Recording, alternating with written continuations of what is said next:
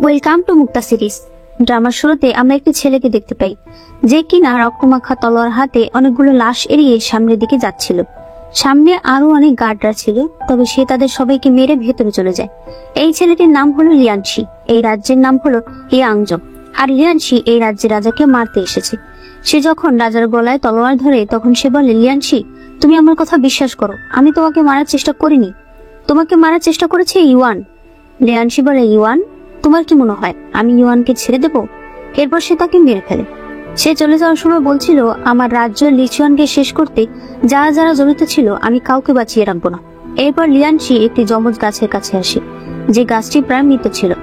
লিয়ানশি বলতে থাকে, আমি অবশ্যই একটা উপায় বের করব এই গাছটাকে, আমার রাজ্যটাকে আবার সুন্দর করার জন্য।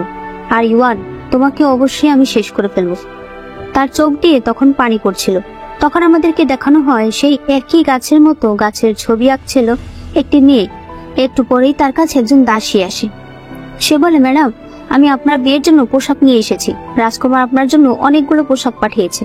মেয়েটি তখন বলে, রাজকুমারের কোন পোশাকটা পছন্দ হয়েছে? দাসী বলে, এটাই। মেয়েটি বলে, ঠিক আছে, এটা তুমি ঘরে রেখে দাও, এটাই আমি বিয়ের দিন পরবো। তখনই রাজকুমার সিজু প্রাসাদে আসে। দাসীকে জিজ্ঞেস করে, লিয়ানচানের কি বিয়ের পোশাক পছন্দ হয়েছে? দাসী বলে, হ্যাঁ, ওনার এটা পছন্দ হয়েছে। সিজু বলে, আমি জানতাম, আমাদের পছন্দ একই। এরপর সিজু লিয়ানচানের কাছে আসে। লিয়ানচান তাকে সম্মান জানাতে গেলে সিজু বলে, দুদিন পর আমাদের বিয়ে, আমরা স্বামী স্ত্রী হয়ে যাব, তাই তুমি আমাকে এভাবে সম্মান জানিও না, আর আমাকে নাম ধরে ডেকো প্লিজ। এরপর সে বলে, আমাকে ক্ষমা করে দাও, আমি পুরো উত্তর এলাকায় এরকম কোনো গাছ দেখতে পাইনি। লিয়ানচান বলে, তুমি কি পূর্বাঞ্চলের খোঁজ নিয়েছিলে? সিজু বলে, পূর্বাঞ্চলে এরকম গাছ থাকলে হয়তো কেউ না কেউ আমাকে খবর দিত। পূর্বাঞ্চলের সব জায়গায় আমার লোক আছে, শুধুমাত্র লিচুয়ান রাজ্য বাদে। লিয়ানচান বলে, কেন, লিচুয়ানে কি হয়েছে? সিজু বলে, লিচুয়ান পুরো রাজ্যটাই হঠাৎ করে অন্ধকারে ছেয়ে গেছে। 3 বছর আগে হঠাৎ করে তাদের রাজ্যের সকল মানুষ মারা যায়। যে কয়েকজন বেঁচে ছিল তারা অন্য রাজ্যে চলে যায় এবং তারা ওই রাজ্য সম্পর্কে কোনো তথ্যই কাউকে দিতে চায় না। লিয়ানচান বলে, 3 বছর আগেই তো তুমি আমাকে তোমার রাজ্যে নিয়ে এসেছিলে, আমি আমার আগের স্মৃতি সব ভুলে গেছি, আমার সঙ্গে কি তাহলে লিচুয়ানের কোনো সম্পর্ক আছে? সিজু বলে, তুমি বেশি ভাবছো, তুমি সুইয়ান রাজ্যের মেয়ে। 3 বছর আগে তুমি একবার পানিতে পড়ে গিয়েছিলে, তাই তোমার স্মৃতি চলে গেছে। আমি তোমাকে ভালোবাসি, আর এখন আমরা বিয়ে করতে চলেছি, তাই তুমি এগুলো নিয়ে ভেবো না। লিয়ানচান বলে, ঠিক আছে, আমি তাহলে ছবিটা বাজারে পাঠানোর চেষ্টা করছি, যদি কেউ ছবিটা দেখে কোনো তথ্য দিতে পারে। এরপর দেখা যায় লিয়ানচান তার দাসীকে বলে, ছবিটা দেখে কি কেউ কিছু বলেছে? দাসী বলে, শুনেছি কেউ একজন নাকি ছবিটা কিনেছে, হয়তো সে দোকানদার কিছু জানে যার কাছে ছবিটা রেখে এসেছে। লিয়ানচান বলে, চলো তাহলে গিয়ে একবার ওনার সঙ্গে কথা বলে আসি। দাসী বলে, কিন্তু ম্যাডাম বিয়ের 3 দিন আগে থেকে কনের ঘর থেকে বের হতে হয় না। লিয়ানচান বলে, ঠিক আছে, আমি বুঝতে পেরেছি। এরপরে সে সেম একই রকম আরেকটা ছবি বের করে। তখনই সে কল্পনা করতে থাকে সে সেই গাছের নিচে আছে, তবে যখনই সে সেই গাছের একটি পাতা ছুঁতে যায় তখন সেটা অদৃশ্য হয়ে যায়। তখন কেউ একজন তাকে বলতে থাকে, তুমি অনেক সুন্দর এবং ট্যালেন্টেড একটা মেয়ে, তোমার যা জিনিস তা তুমি পেয়ে যাবে। লিয়ানচান চিৎকার করে বলতে থাকে, তুমি কে? তখনই তার ঘুম ভেঙে যায়। সে ভাবে, আমার অতীত জানার একমাত্র উপায় হলো এই গাছ, তাই এই সুযোগ আমি হাতছাড়া করতে পারি না। এদিকে আমরা দেখতে পাই পুরো রাজ্য সাজানো হচ্ছিল, কারণ রাজ্যে রাজকুমারের বিয়ে। একটি দোকানের উপরে তখন লিয়ানশি আর তার অ্যাসিস্ট্যান্ট ছিল, এই মেয়েটির নাম চিসাং। লিয়ানশি বলে, এত কেন সাজানো হচ্ছে সবকিছু? চিয়ানসাং বলে, কারণ রাজকুমারের বিয়ে। লিয়ানশি বলে, তার বিয়ে হলো না কি হলো তা দিয়ে আমার কিছু আসে যায় না, আমি শুধু জানতে চাই লিচুয়ান রাজ্যে ডিভাইন গাছটির ছবিটা কে এঁকেছে। তখনই দেখা যায় লিয়ানচান দৌড়ে দৌড়ে বাজারের দিকে আসছে। দূর থেকে লিয়ানশি তাকে নোটিস করে। সে সেই দোকানদারকে জিজ্ঞেস করে, আজ নাকি একটা ছবি একজন কিনেছে, আপনি কি তাকে জিজ্ঞেস করেছিলেন এই ছবিটার সম্বন্ধে সে কিছু জানে কিনা? লোকটি বলে, হ্যাঁ, তবে সে কিছুই বলেনি। তখনই দেখা যায় দুজন লোক লিয়ানচানের ছবি নিয়ে বাজারে তাকে খুঁজছিল। হঠাৎ করেই তাদের একজন লিয়ানচানের পিছু করতে থাকে, কিন্তু তখন লিয়ানশি সামনে থেকে চলে আসে। যেই লোক লিয়ানচানকে পেছন থেকে ফলো করছিল সে তখন উপরে ঝুলে থাকা একটা ফানুসের উপরে তার অস্ত্রটা ছুঁড়ে মারে। এতে করে সেখান থেকে কাগজের টুকরা পড়তে থাকে। এতে লিয়ানশির ধ্যান সরে যায়। সে যখন সামনে তাকায় তখন সেখানে লিয়ানচানকে দেখতে পায় না। এদিকে দাসী লিয়ানচানের সঙ্গে কথা বলতে যখন তার ঘরে যায় তখন দেখতে পায় সেখানে সে নেই। সে তখন সিজুকে গিয়ে বলে যে আমি ম্যাডামকে সারা প্রাসাদে খুঁজে পাচ্ছি না। এদিকে দেখা যায় লিয়ানচানকে সেই দুজন লোক নিয়ে এসেছে। লিয়ানচান বলে, তোমরা কি টাকা চাও? আমার কাছে যা আছে যদি যথেষ্ট না হয় তাহলে আমি প্রাসাদে গিয়ে আরো পাঠিয়ে দেবো। একজন তখন চাকু হাতে ছেলেটাকে বলে, তুমি আগে ওর মুখোশটা খোলো, দেখো যে ও সত্যি রাজকুমারী কিনা। যদি ও রাজকুমারী হয় তাহলে ওকে সাথে সাথেই মেরে ফেলো। সেই ছেলেটা যখনই তার মুখোশে হাত দিতে যাবে তখনই লিয়ানশি সেখানে চলে আসে, আর সে চাকু হাতে ছেলেটাকে গলা টিপে মেরে ফেলে। তখন আরেকজন লোক বলে, ও এখানে কিভাবে আসলো? আমাকে আগে প্রাসাদে যেতে হবে আর হুজুরকে সব জানাতে হবে। তাই সে সেখান থেকে চলে যায়। লিয়ানশি তখন তার কাছে আসে। সে তার মুখের কাপড়টা যখন খুলে দেয় তখন চাঁদের উপর থেকে মেঘটাও সরে যায়। লিয়ানশি তাকে দেখে বলে, তো তুমি? লিয়ানচান বলে, আমাকে বাঁচানোর জন্য ধন্যবাদ। সে তখন চলে যেতে চায়। লিয়ানশি তার কাছে এসে বলে, তুমি ধন্যবাদ দিচ্ছ আমাকে? তুমি বলো তুমি সেই গাছের ডালটা কোথায় রেখেছো? লিয়ানচান বলে, আপনি কি বলছেন? লিয়ানশি বলে, একদমই নাটক করবে না। তুমি ডালটা কোথায় রেখেছো সেটা তাড়াতাড়ি আমাকে দাও। লিয়ানচান বলে, আমি আপনার কথা কিছুই বুঝতে পারছি না, আপনি কে? লিয়ানশি তখন বলে, তোমার সাহস কি করে হলো এই কথা জিজ্ঞেস করার যে আমি কে? তখনই শিজু সেখানে চলে আসে। লিয়ানশি জিজ্ঞেস করে, তুমি কে? শিজু বলে, তুমি আমাকে চেনো না, অথচ আমার হবু স্ত্রীর গায়ে হাত দিয়েছো। তারা দুজন সেখানে ফাইট করতে থাকে। তখন হঠাৎ করে লিয়ানশি শিজুকে মেরে ফেলার জন্য তার দিকে তলোয়ার নিয়ে যায়। তবে তখন লিয়ানচান সামনে চলে আসে। লিয়ানশি তার বুকে তলোয়ার ঢুকিয়ে দেয়। শিজু তখন চিৎকার করে লিয়ানচান বলে ডাক দেয়। লিয়ানশি অবাক হয়ে যায়। সে বুঝতে পারছিল না ও যার মতো দেখতে ওকে আসলে সে না। ওর নাম লিয়ানচান হলো কিভাবে? তখনই শিজুর বাকি লোকেরাও চলে আসে। শিজু তার লোকেদের বলে, ওকে আমার প্রাসাদে নিয়ে এসো। কিন্তু শিজুর লোকেরা লিয়ানশিকে ধরার আগেই সে পালিয়ে যায়। এরপর লিয়ানশি একা একা ভাবতে থাকে, আমি কি তাহলে আজ ভুল মানুষকে দেখলাম? তখন চিসাং সেখানে আসে। লিয়ানচান বলে, তুমি কি জানতে পেরেছো ওই ডিভাইন গাছের ছবিটা কে এঁকেছে? চিসাং বলে, হ্যাঁ, এই ছবিটা নাকি রাজকুমারের হবু স্ত্রী এঁকেছে। তবে আমি একটা জিনিস বুঝতে পারছি না, উনি এই ডিভাইন গাছ সম্পর্কে কিভাবে জানে? এদিকে যে লোক আজ লিয়ানচানকে মারতে গিয়েছিল সে আরেকজন লোকের কাছে আসে। সে তাকে বলে, হুজুর, আমি শিওর হতে পারিনি যে সেই কি রাজকুমারী কিনা, আর আজ আমি সেই লোককেও দেখেছি। এতে তার হুজুর অবাক হয়। অন্যদিকে শিজু লিয়ানচানের খেয়াল রাখছিল। তখন দেখা যায় দরজার সামনে দাঁড়িয়ে লিয়ানশিও তাদেরকে দেখছিল। সে তখন কল্পনা করে লিয়ানশিকে কেউ বেঁধে রেখেছিল। তখন সেখানে লিয়ানচান আসে আর সে তার পেটে চাকু ঢুকিয়ে দেয়। এরপর লিয়ানশি আবার চলে যায়। এর কিছুক্ষণ পর শিজু আর তার সৈনিক কথা বলছিল। শিজু বলে, বলতো আমি সেখান থেকে আসার পর কি হয়েছিল? শ্যাং বলে, আপনি সেখান থেকে আসার পর আমি সেই লোকটাকে ধরার জন্য তলোয়ারটা বের করলে সেই লোকটা হঠাৎ উধাও হয়ে যায়। শিজু বলে, এটা কি করে সম্ভব? একটা মানুষ আবার কিভাবে উধাও হয়ে যেতে পারে? এরপর শিজু বলে, যাই হোক, এখন সবকিছু ভালোভাবে দেখে রাখবে আর অনেক লোক বাড়িয়ে দাও, অনেক পাহারাদার বাড়িয়ে দাও। শ্যাং বলে, হ্যাঁ, রাজ্যকে বাঁচানোর জন্য। শিজু বলে, রাজ্যকে বাঁচানোর জন্য নয়, আমার বিয়ের জন্য। অন্যদিকে লিয়ানচানের খারাপ স্বপ্ন দেখে ঘুম ভেঙে যায়।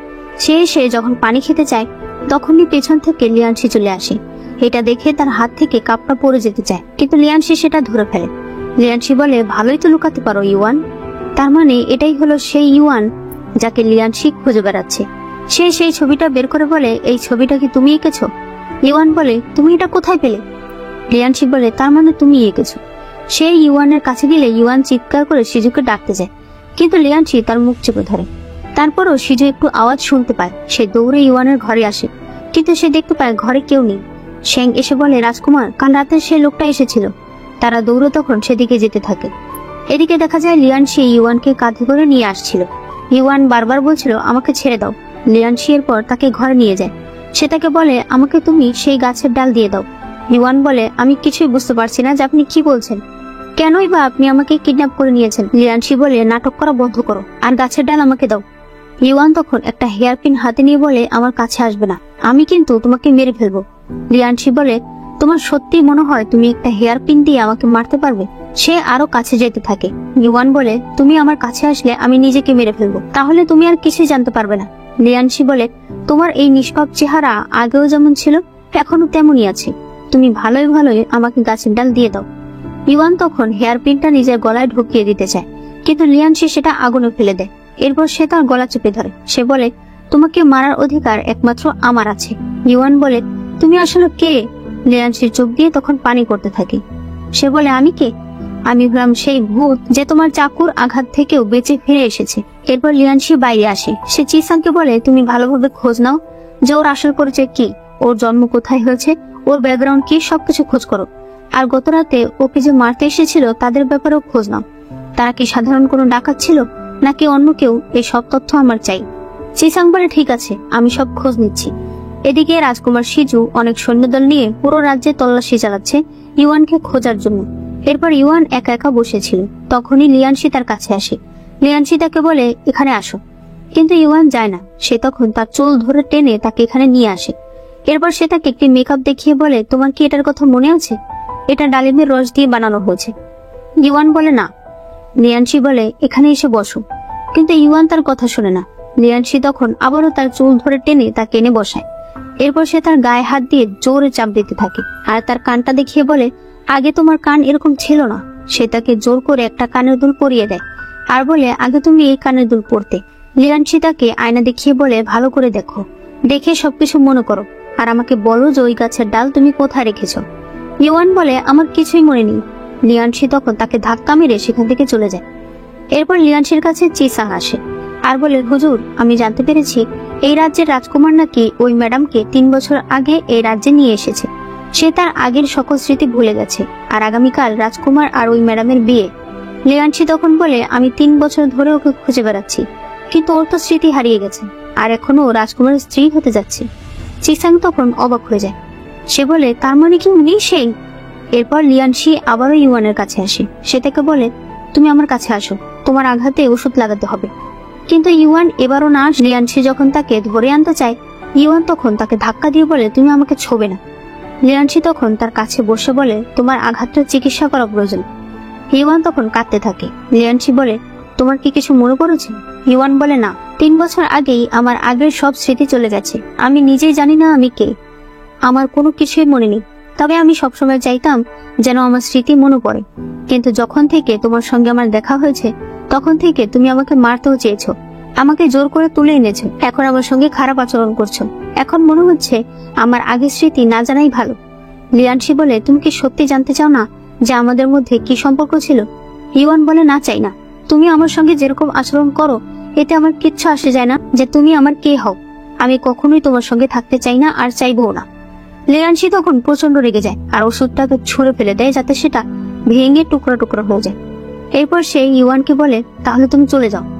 ইউয়ান এই কথা শুনে দৌড়ে সেখান থেকে চলে যেতে চায়, কিন্তু যাওয়ার আগে সে তার কানের দুলটা রেখে তারপর সেখান থেকে চলে যায়। লিয়ানশির চোখ দিয়ে তখন পানি ঝরতে থাকে। সে বলে, কেন কেন শুধু আমারই সবকিছু মনে আছে?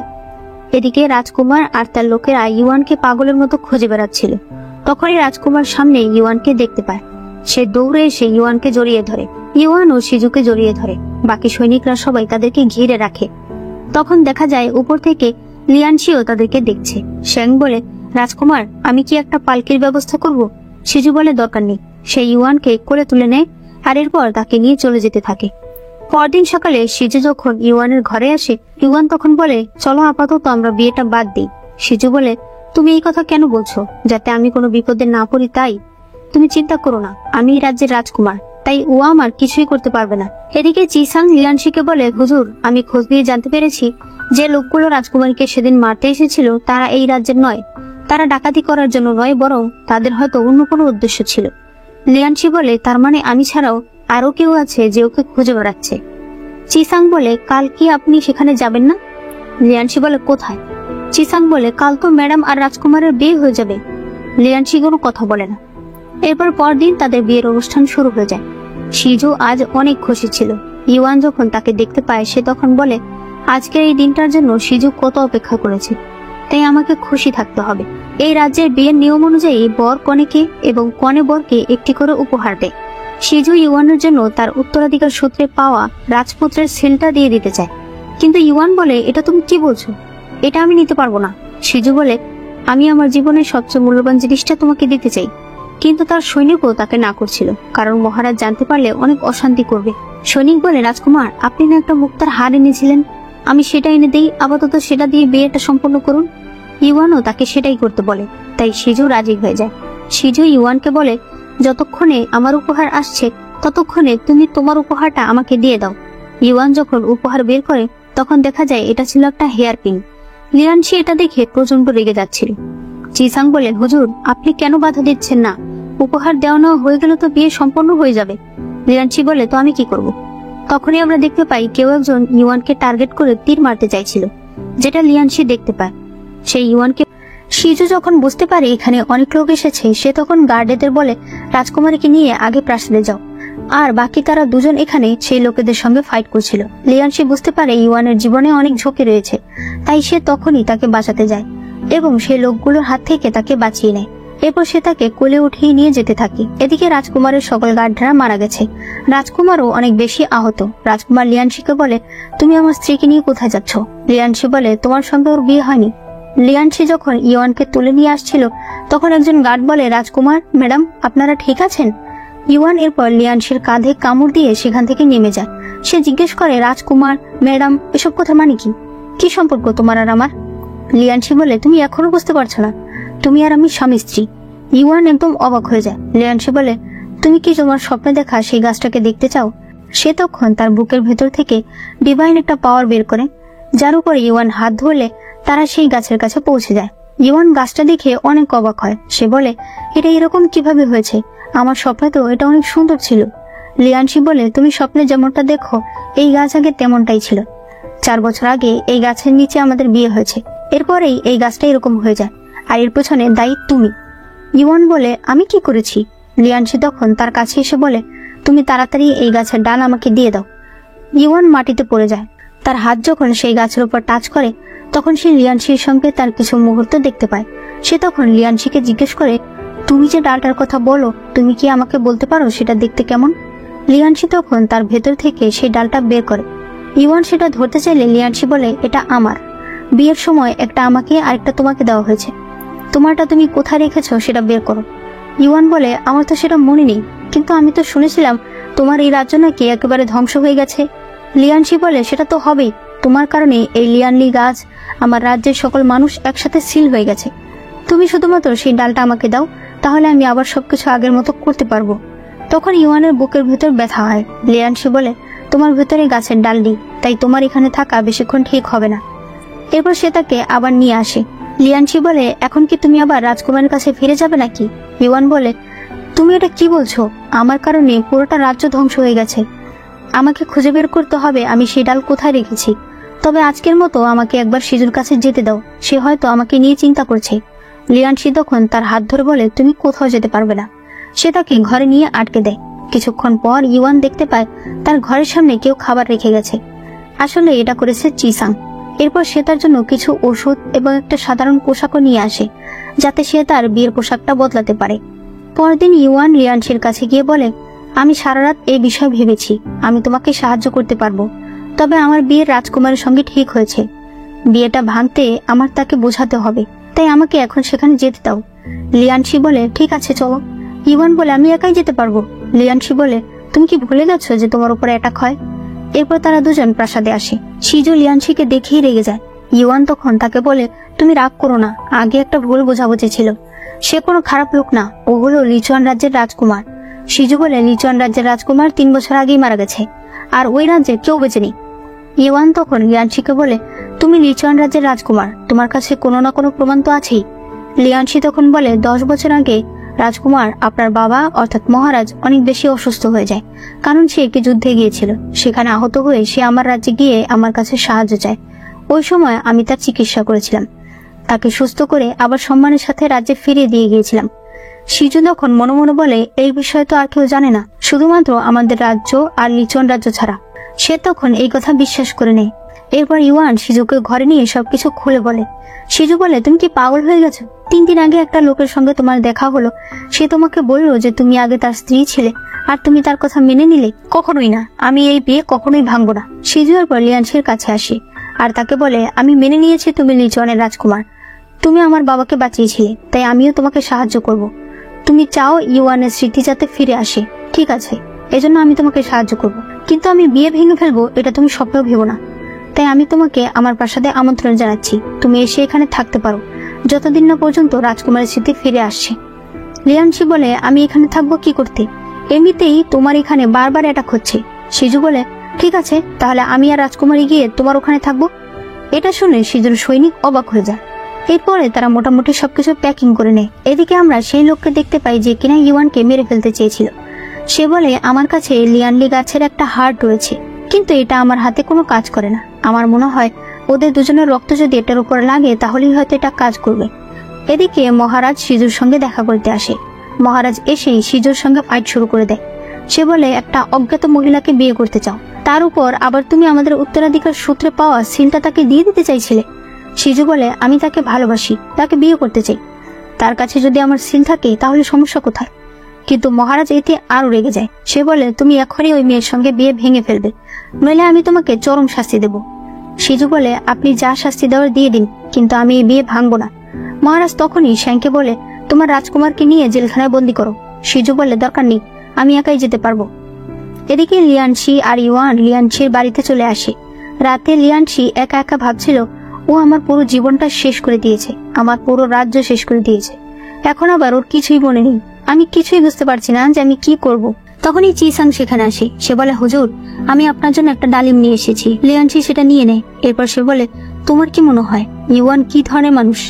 চিসাং বলে, এক রাতের মধ্যে আপনার সবকিছু শেষ হয়ে গেছে, তাই এই বিষয়ে আমি কথা বলতে চাই না, কিন্তু যদি আপনি জিজ্ঞেস করেন তাহলে আমি বলবো ম্যাডাম এই কাজ করতে পারে না। এরপর ইউয়ান লিয়ানশির সঙ্গে কথা বলার জন্য তার ঘরের সামনে আসে, কিন্তু সে দেখতে পায় সে দরজা খুলছে না। আসলে লিয়ানশি তো বাইরে ছিল। তখন সেখানে চিসাং আসে আর বলে, ম্যাডাম, আপনি কি ডালিম খাবেন? ইউয়ান সেটা নিয়ে নেয়। এরপর সে সেটাকে ভাগ করে অর্ধেক ভাগ চিসাংকে দিয়ে দেয়। চিসাং তখন বলে, আমি আপনাকে দেখাই ডালিম কিভাবে খেতে হয়, এভাবে আপনি আমাকে শিখিয়েছিলেন। কিন্তু ইউয়ানের তো এখন কিছুই মনে ছিল না, তারপরও সে সেভাবে খাওয়ার চেষ্টা করে। দূর থেকে লিয়ানশিও তখন তাদেরকে দেখছিল। তখন লিয়ানশির অতীতের একটা কথা মনে পড়ে। একদিন সে ইউয়ানকে ডালিম খেতে দিয়েছিল। লিয়ানশি তাকে বলে, তুমি ডালিম সহজভাবেও খেতে পারো, আবার চাইলে আমার মতো খেতে পারো। এরপর তারা দুজন মিলে একসঙ্গে সেভাবে ডালিম খায়, কখনো পড়ে যায়, কখনো আবার মুখের ভেতরে যায়। তারা দুজনে এভাবেই অনেক মজা করে। এসব মনে করে লিয়ানশির মন ভেঙে টুকরা টুকরো হয়ে যাচ্ছিল। ইউয়ানও ডালিম খেতে খেতে হঠাৎই লিয়ানশিকে দেখতে পায়। এরপরে লিয়ানশি ইউয়ানের কাছে চলে আসে আর সে তার কাঁধের কাপড় সরিয়ে সেখানে কিছু একটা চেক করে। ইউয়ান জিজ্ঞেস করে, তুমি কি করছো? কিন্তু লিয়ানশি কিছুই বলে না। এতে ইউয়ানও কিছু বুঝতে পারে না আর আমরাও কিছু বুঝতে পারি না। এরপর ইউয়ান যখন ঘরে ছিল তখন লিয়ানশি সেখানে চলে আসে। ইউয়ান বলে, তোমার আর আমার মধ্যে কি সম্পর্ক ছিল তা আগে ছিল, কিন্তু এখন তুমি এরকম হঠাৎ করে আমার ঘরে আসতে পারো না। আসার আগে অন্তত একবার নক করতে পারো। লিয়ানশি তখন একটু পিছিয়ে গিয়ে তাকে নক করে দেখায়। ইউয়ান বলে, এর আগের বার তুমি আমাকে একটা ডালিমের কানে দুল দিয়েছিলে, সেটা কোথায়? লিয়ানশি তখন কিছুটা রেগে বলে, সেটা দিয়ে তোমার কোনো দরকার নেই, এটার সাথে সেই লিয়ানলি গাছের কোনো সম্পর্ক নেই, তাই এটা সম্পর্কে তোমার জানারও কোনো প্রয়োজন নেই। ইউয়ান বলে, তুমি এই কথা কেন বলছো? তুমি কি কিছু লুকাচ্ছ? তখন চিসাং ঘরে আসে। সে ইউয়ানকে বলে, প্রাসাদ থেকে আপনার জন্য ওষুধ পাঠানো হয়েছে, এই ওষুধটা নাকি আপনাকে প্রতিদিন খেতে হয়। লিয়ানশি বলে, তুমি প্রতিদিন কেন ওষুধ খাও?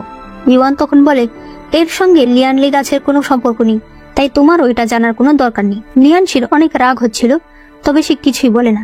তখনই সিজুর সৈনিক অর্থাৎ শ্যাং মহলের বাইরে আসে। ইউয়ানকে সেদিন যে মারার চেষ্টা করেছিল, ইউয়ান তার ছবি এঁকে শ্যাংকে দিয়ে দেয়। এরপর সে জিজ্ঞেস করে, রাজকুমার কেমন আছে? শ্যাং তখন বলে, আপনাকে তো বলাই হয়নি, রাজকুমার এখন জেলখানায় আছে আর তাকে অনেক শাস্তি দেওয়া হচ্ছে। এই কথা শুনে ইউয়ান তখনই রাজপ্রাসাদের জন্য বেরিয়ে পড়ে। এদিকে লিয়ানশি সিজুর বাবা অর্থাৎ মহারাজের সঙ্গে দেখা করতে আসে।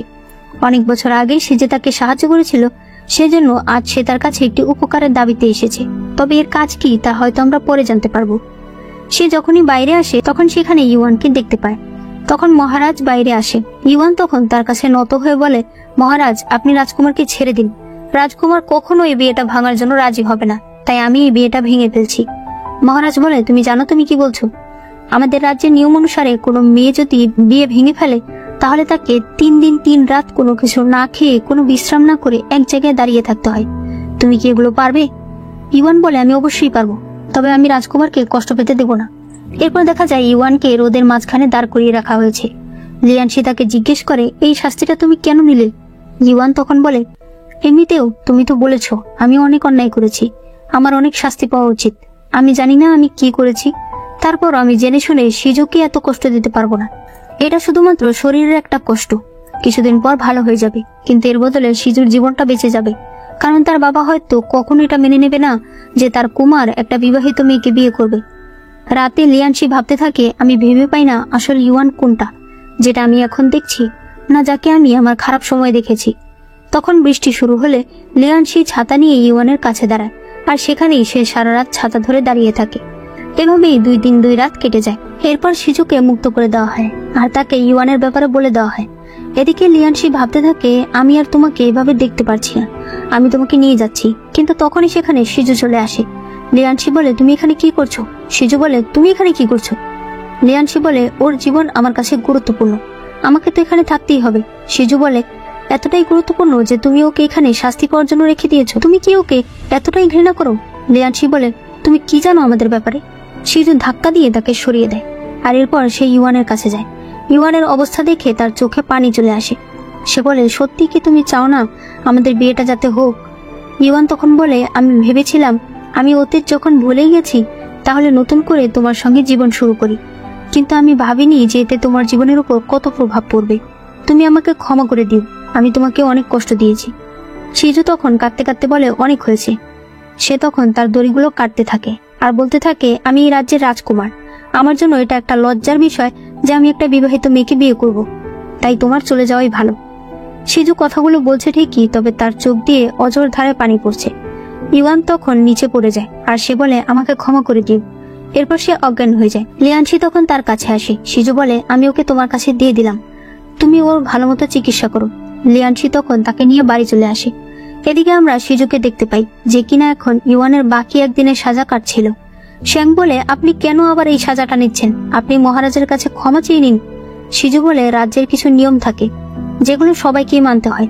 এদিকে ইওয়ানের জ্ঞান ফেরার সাথে সাথে সে পানি খেতে চায়। লিয়ানশি তাকে পানি দেয়, এরপর সে তাকে খাবার খেতে দেয়। খাবারটা হাতে নিয়ে ইওয়ান বলে, খাবারের ভেতর থেকে এরকম গন্ধ কেন আসছে? লিয়ানশি যখন খাবার হাতে নেয় সে তখন বলে, খাবার থেকে গন্ধ আসছে না, তোমার শরীর থেকে গন্ধ আসছে। 3 দিন যে একটানা বাইরে পড়েছিলে সেটা কি ভুলে গেছো? এরপর সে তাকে গোসল করতে একটা ঝিলের পাড়ে নিয়ে আসে। লিয়ানশি চলে যেতে চাইলে ইওয়ান তাকে বলে, তুমি কি আমার জন্য আরেকটা কাজ করতে পারবে? তুমি কি আমার জন্য কয়েকটা জবা ফুল এনে দিতে পারবে? আমার চুলগুলো অনেক ময়লা হয়ে গেছে। লিয়ানশি বলে, যত সব জ্বালা। এরপর সে সেখান থেকে চলে যায়। এরপর সে ঘরে বসে ভাবছিল, আমি কি করে ওর স্মৃতি ফিরিয়ে আনবো, আমার মাথা তো কোনো কাজই করছে না। তখন সে ইওয়ানের চিৎকার শুনতে পায়। সে তখন দৌড়ে বাইরে আসে আর ইওয়ান ইওয়ান বলে ডাকতে থাকে, এমনকি সে পানিতেও নামে, তবে সে ইওয়ানকে কোথাও পায় না।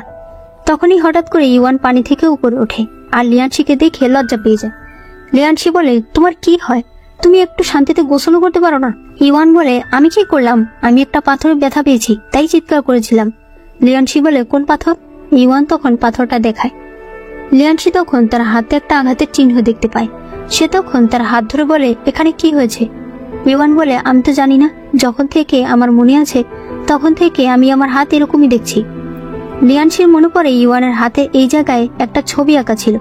সে তখন মনে মনে বলে, আমার অবর্তমানে ওর জীবনে কি কি ঘটে গেছে, ওর হাত এমন কেন হয়ে গেল? এরপর সে পানি থেকে উঠে পড়ে। এদিকে সেই মুখোশ পরা লোকটা অনেকগুলো মানুষকে মেরে সেই গাছের হাড়টাকে জীবন্ত করার চেষ্টা করছিল, কিন্তু সেটা সে কিছুতেই করতে পারছিল না। তখন তার সৈনিক বলে, আমার মনে হয় এটা একমাত্র সম্ভব লিয়ানশির দ্বারাই, আর লিয়ানশিকে আমরা এখানে আনতে পারবো যদি কিনা আমরা রাজকুমারীকে এখানে আনতে পারি। সেই লোকটি তখন বলে, এটা তো তুমি একদম ঠিক কথা বলেছো। এদিকে ইওয়ান তার চুল কাপড় দিয়ে মুছছিল, তখন সেখানে লিয়ানশি চলে আসে। তখন তার মনে পড়ে আগেও ইওয়ান ভেজা চুলে ঘুমিয়ে পড়তো। লিয়ানশি তখন তার চুল মুছে দিয়েছিল, তার মাথায় তেল দিয়ে চুল আশ্রে দিয়েছিল। এরপর সেও তার সাথে ঠিক সেভাবেই টেবিলে শুয়ে পড়ে। লিয়ানশি এরপর ভেতরে আসে, সে ইওয়ানের হাতে ওষুধ লাগিয়ে দেয়। এরপর আবার চলে আসে। কিছুক্ষণ পর লিয়ানশি বলে, আমি এক জায়গায় যাচ্ছি, এই কয়দিন তুমি ইওয়ানের খেয়াল রেখো। এদিকে আমরা শিজুকে দেখতে পাই, যাকে দংলি ইওয়ানের সেই হেয়ার পিনটাতে। শিজুর তখন মনে পড়ে 3 বছর আগে সে একবার শিকার করতে গিয়েছিল। ওই সময় সে ইওয়ানকে নদীর পাশে পড়ে থাকতে দেখে। এরপর দেখা যায় ইওয়ান বলছে, আমি এখানে এসেছি 3 মাস হয়ে গেছে, আমি এখন একটু সুস্থ, তাই আমি এবার চলে যেতে চাই। শিজু বলে, তুমি কোথায় যাবে? ইওয়ান বলে, আমার আগের কিছুই মনে নেই, তাই আমি আমার স্মৃতি ফেরাতে বিভিন্ন জায়গায় যাব। শিজু তখন আকাশের চাঁদের দিকে তাকিয়ে বলে, আমি যদি তোমার একটা নাম দিয়ে দিই? আমি তোমার নাম দিলাম লিয়ানচান। তখন হঠাৎ করেই শিজু মাটিতে পড়ে যায়। সবাই দৌড়ে আসলে ইওয়ান শ্যাংকে জিজ্ঞেস করে, উনি কি আগে কোনো আঘাত পেয়েছিল? শ্যাং বলে, একবার ঘোড়া থেকে পড়ে গিয়েছিল, এরপর থেকে প্রায় এরকম মাথা ঘুরে পড়ে যায়। ইওয়ান তার জামা খুলে দেখতে পায় তার হার্টের কাছে রক্ত জমা হয়ে আছে। মূলত এই কারণেই তার নিঃশ্বাস নিতে কষ্ট হয়, যে কারণে সে অজ্ঞান হয়ে যায়। ইওয়ান তখন চাকু দিয়ে সেখানে আঘাত করে, যার কারণে জমা রক্তগুলো বের হয়ে যায় আর শিজুর জ্ঞান ফিরে আসে। শিজু এসব মনে করছিল, তখন সেখানে শ্যাং আসে। শ্যাং বলে, রাজকুমার, আমরা সেই সন্ত্রাসকে ধরতে পেরেছি যে কিনা রাজকুমারীকে কিডন্যাপ করতে চেয়েছিল। সিজু সেখানে যায় আর সে তার চাকু দিয়ে সে লোকটার হাতের ভেতরে টুইস্ট করতে থাকে। এটা দেখে শ্যাং এর ভীষণ ভয় লাগছিল। সিজু জিজ্ঞেস করে, তুমি কেন ওকে কিডন্যাপ করতে চেয়েছিলে? সে লোকটি বলে, কারণ ওর নাম ইউয়ান আর ও হলো ইয়ংজা রাজ্যের রাজকুমারী। এদিকে ইউয়ান লিয়ানশি তাকে এই পর্যন্ত যা যা বলেছে তা সে খাতায় লিখে রাখছিল। তখন তার মনে পড়ে তাকে মারতে আসার সময় একজন লোক তাকে রাজকুমারী বলে ডেকেছিল। তাই সে চিসাংকে খুঁজতে থাকে। তখনই সেখানে লিয়ানশি চলে আসে। ইউয়ান লিয়ানশিকে বলে, কেন আমাকে ওই দিন ওই লোকগুলো রাজকুমারী বলেছিল? তোমার সঙ্গে বিয়ে হওয়ার আগে আমি কি রাজকুমারী ছিলাম? লিয়ানশি বলে, তোমার কিছু মনে পড়ছে না, তাই আমি তোমার জন্য একটা ওষুধ নিয়ে এসেছি। এটা খাওয়ার পর আমার মনে হয় তোমার স্মৃতি ফিরে আসবে। তখন সেখানে সিজু চলে আসে। সে বলে, আমি কখনোই তোমাকে এটা খেতে দেবো না। এই নিয়ে তাদের মধ্যে তর্কাতর্কি শুরু হয়ে যায়। ইওয়ান তখন বলে, আমি আমার স্মৃতি ফেরাতে চাই, তাহলে আমাকে ডিসাইড করতে দাও আমি ওষুধটা খাবো কি খাবো না। তাই সিজু, তুমি ওষুধটা আমাকে দিয়ে দাও। সিজু তখন তাকে ওষুধটা দিয়ে দেয়। এরপর ইওয়ান সিজুকে জিজ্ঞেস করে, তুমি হঠাৎ কোনো কিছু না বলে চলে আসলে যে? সিজু তাকে কিছু বলতে যাবে, তখন তার মনে পড়ে সে আসলে জানতে পেরেছে যে ইওয়ানের পুরো পরিবার দায়ী ছিল লিচুয়ান রাজ্যকে শেষ করার পিছনে। লিয়ানশি এই কারণে ইওয়ানের পরিবারকে শেষ করে ফেলেছে। তবে সে এখনো তার রাজ্যকে ফিরিয়ে আনতে পারছে না, কারণ ইওয়ানের স্মৃতি চলে গেছে। একবার ইওয়ানের স্মৃতি ফিরে আসলে লিয়ানশি যদি তার কাছ থেকে সব তথ্য জানতে পারে, এরপর সে তাকে মেরে ফেলবে। এইসব ভেবেই সে ইওয়ানের কাছে চলে এসেছে। তবে সে এখন এ বিষয়ে কিছুই বলে না, আর লিয়ানশিও তাদেরকে কথা বলতে শুনতে পায়। রাতে ইওয়ান লিয়ানশির জন্য খাবার নিয়ে যায়। তখন চিসাং তাকে বলে, আমাদের রাজকুমার আলো জ্বালিয়ে ঘুমায় না, তাই আপনি একটা বাতি নিয়ে তার ঘরে যান। ইওয়ান বাতি নিয়ে যখন তার কাছে যায়, তখন সে তাকে বলে, আমার মনে হলো তুমি মনে হয় সিজুর সঙ্গে একসঙ্গে বসে খাবার খাবে না, তাই আমি তোমার জন্য আলাদা খাবার নিয়ে এসেছি। লিয়ানশি তখন তাকে ধাক্কা দিয়ে বের করে দেয় আর বলে, আমি বাইরে এসে খেয়ে নিতে পারবো। এরপর লিয়ানশির কাছে চিসাং আসে। সে বলে, রাজকুমার সিজু ম্যাডামকে যে সেদিন মারতে এসেছিল তাকে ধরে নিয়ে গেছে। লিয়ানশি তখন ভাবতে থাকে, তাহলে এই বিষয়ে সে আমাকে, এমনকি ইওয়ানকেও কেন কিছু বলল না। এরপর তারা একসঙ্গে খাবার খেতে বসে। সেখানে সিজু খাবারে বিষ আছে কিনা তা চেক করতে থাকে। লিয়ানশি বলে, তোমাকে মেরে ফেলার হলে আমি খাবারে বিভিন্নভাবে বিষ দিতে পারতাম, তুমি কোনোদিন ধরতেও পারতে না। ইওয়ান তখন বলে, তোমার কথার থেকে ভয়ঙ্কর বিষ মনে হয় পৃথিবীতে আর নেই। এতে লিয়ানশি আর কথা বলে না। সিজু বলে, আমি একটু চা খাবো। ইওয়ান তখন চা আনতে যাওয়ার সময় হঠাৎ পড়ে যেতে চায়। তখন লিয়ানশি তাকে বাঁচিয়ে নেয়। তখন মোমবাতির কারণে লিয়ানশির গায়ে আগুন ধরে যায়। লিয়ানশি টেনে তার জামাটা খুলে ফেলে আর তার হাতেও আগুন লেগে যায়। সিজু পানি দিয়ে সেটা নিভিয়ে দেয়। এরপর ইওয়ান লিয়ানশির আঘাতে ব্যান্ডেজ করে দেয়। সে জিজ্ঞেস করে, তুমি কি আগুন ভয় পাও? লিয়ানশি বলে, তুমি কিভাবে বুঝলে? ইওয়ান বলে, এটা তো সহজ, তুমি তোমার ঘরে কোনো বাতি আগুনের কোনো কিছুই রাখো না, অন্ধকারে থাকো, তার মানে তুমি আগুনকে আসলে ভয় পাও। এরপর সে তাকে সেই ওষুধটা ফিরিয়ে দেয়। সে বলে, আসলে আমি বুঝতে পারছি না এই ওষুধটা কিভাবে খেতে হয়, এটা কি সিদ্ধ করে খেতে হয় নাকি এটা স্যুপ বানিয়ে খেতে হয়। লিয়ানশি ওষুধটা নিয়ে নেয়, তবে সে তাকে কিছু বলে না। এরপর ইওয়ান চলে আসে। পরদিন সে ভাবছিল কিভাবে আমি লিয়ানশির ঘরের অন্ধকার দূর করব। তখন সে কিছু জিনিসের নাম লিখে চিসাংকে সেগুলো আনতে বলে। চিসাং জিনিসগুলো নিয়ে আসলে ইওয়ান বলে, আজ রাতের আগে লিয়ানশিকে ওর ঘরে যেতে দিও না। রাতে লিয়ানশি যখন ঘরে আসে, তখন ইওয়ান তাকে নিজের বানানো একটা লাইট জ্বালিয়ে দেখায় আর বলে, এখন থেকে তোমার ঘর আর অন্ধকার থাকবে না। লিয়ানশি এরপর শুয়ে পড়ে আর ইওয়ানও তার ঘর থেকে চলে যায়। লিয়ানশি এরপর স্বপ্ন দেখতে থাকে সে অনেক বেশি আহত ছিল। ওই সময় ডিভাইন গাছের হাট তার কাছে এসেছিল। এরপর সে যখন তার রাজ্যে যায়, সে দেখতে পায় তার পুরো রাজ্যবাসী মরে পড়ে আছে। এসব দেখে লিয়ানশি কান্নায় ভেঙে পড়ে। সে প্রচন্ড কাঁদতে থাকে। তখন লিয়ানশির ঘুম ভেঙে যায়। সে উঠে এসেই সে লাইটটাকে আছাড় মেরে ভেঙে ফেলে। এরপর সে নিজেকে নিজে বলতে থাকে, আমি এসব কি করছি। পরদিনই লিয়ানশি ইওয়ানের কাছে আসে। সে তাকে সে ওষুধটা দেয়। লিয়ানশি বলে, এই ওষুধ সব রোগের চিকিৎসা করে, তবে সমস্যা হলো এটা হার্টে অনেক বড় প্রভাব ফেলে। তুমি অনেকদিন ধরে ওষুধ খাচ্ছ, তোমার কি হার্টে কোনো প্রবলেম আছে কিনা সে বিষয়ে আমি নিশ্চিত না। ইওয়ান তখন বলে, আমার হার্টের সমস্যা নেই, আমি দুর্বল, তাই এগুলো ভিটামিন হিসেবে খাই। সে যখন ওষুধটা নিতে চায়, ইওয়ান তার হাত ধরে ফেলে। সে বলে, তুমি কি জানো তুমি আগে কিরকম মানুষ ছিলে? ইওয়ান বলে, না, জানি না, হয়তো এখন যেমন আছি তার চেয়ে ভালো ছিলাম, বা হয়তো তার চেয়ে খারাপ ছিলাম। লিয়ানশি বলে, তুমি যদি জানতে পারো যে তুমি একটা স্বার্থপর খারাপ মহিলা ছিলে? ইওয়ান বলে, তারপরও সেটা আমি আমার সকল পাপের প্রায়শ্চিত্ত করার জন্য তৈরি আছি। সে তখন সে ওষুধটা খেয়ে ফেলে। ওষুধ খাওয়ার খানিকক্ষণের মধ্যেই তার মুখ থেকে ব্লিডিং হতে শুরু করে। লিয়ানশি তখন অনেক ভয় পেয়ে যায়। ইওয়ানের শরীর খারাপ শুনে সিজু দৌড়ে সেখানে আসে আর সে লিয়ানশিকে মারতে চায়। লিয়ানশি বলে, তুমি বলো ওর হার্টে কি কোনো সমস্যা আছে কিনা। সিজু তখন বলে, যখন আমি ওকে পেয়েছিলাম ওর সারা শরীরে আঘাত ছিল, ওর হার্টে একটা কিছু দিয়ে আঘাত করা হয়েছে। আমি রাজ্যের সব ভালো ভালো ডাক্তার একত্র করি, কিন্তু কেউই এটা পুরোপুরি ভাবে ভালো করতে পারে না। এখনো একটু সুস্থ হয়েছিল, তখনই আবার তুমি আসলে ওর জীবনে, আর এসেই তুমি প্রথম দিনই ওর বুকে আঘাত করে দিলে। এই কথা শুনে লিয়ানশি ইওয়ানের বুকের কাছে এসে দেখতে পায় কিছু আঘাতের চিহ্ন ভেসে উঠেছে। সে তখন একটা চাকু নিয়ে ইওয়ানের হাত কেটে ফেলে আর চাপ দিয়ে সেখান থেকে রক্ত বের করতে থাকে, যাতে করে সেই ওষুধ মিশ্রিত রক্তটা পড়ে যায়। এরপর সে যখন ব্যান্ডেজ নিয়ে আসছিল, সিজু তার হাত থেকে সেটা কেড়ে নেয় আর বলে, এগুলো আমি করছি। কিছুক্ষণ পর তার কাছে শ্যাং আসে। সে বলে, আমি সেই সন্ত্রাসের কাছে একটা আংটি পেয়েছি। সিজু বুঝতে পারে এই আংটিটা আসলে লিয়ানশির। এদিকে লিয়ানশি রাজপ্রাসাদের ডাক্তারের সঙ্গে দেখা করে। ডাক্তার বলে, আমি কোনোদিনও এরকম আঘাত দেখিনি, যেরকম আঘাত ওনার হার্টের জায়গায় ছিল। আমি জীবনে অনেক রোগী দেখেছি, অনেক ধরনের আঘাত দেখেছি, কিন্তু আমি বুঝতেই পারিনি যে এটা কোন ধরনের অস্ত্র দিয়ে করা হয়েছে। লিয়ানশি এরপর একা একা হাঁটতে থাকে। সে বলতে থাকে, তার মানে কি ডিভাইন গাছের ডাল দিয়ে ওকে আঘাত করা হয়েছিল? ও কি নিজেই এটা করেছে যাতে আমাকে বাঁচানো যায়? এরকমটা যদি হয় তাহলে তো আর ও বেঁচে থাকতো না। ও কিভাবে বেঁচে আছে? তখনই সিজু তার উপর আক্রমণ করে দেয়। সিজু সে আংটিটা তাকে দেখিয়ে বলে, এই আংটিটা তোমার, তাই না? তুমি ইওয়ানের স্মৃতি ফিরিয়ে এনে তোমার কাজ যখন হয়ে যাবে তখন তুমি তাকে মেরে ফেলবে, তাই না? লিয়ানশি বলে, তাতে তোমার কি? এতে তাদের মধ্যে মারামারি শুরু হয়ে যায়। এদিকে চিসাং রাজপ্রাসাদের জেলে আসে আর সে দেখতে পায় জেলের সব গার্ডরা পড়ে আছে, আর সেই সন্ত্রাস কয়েদিও এখন নেই।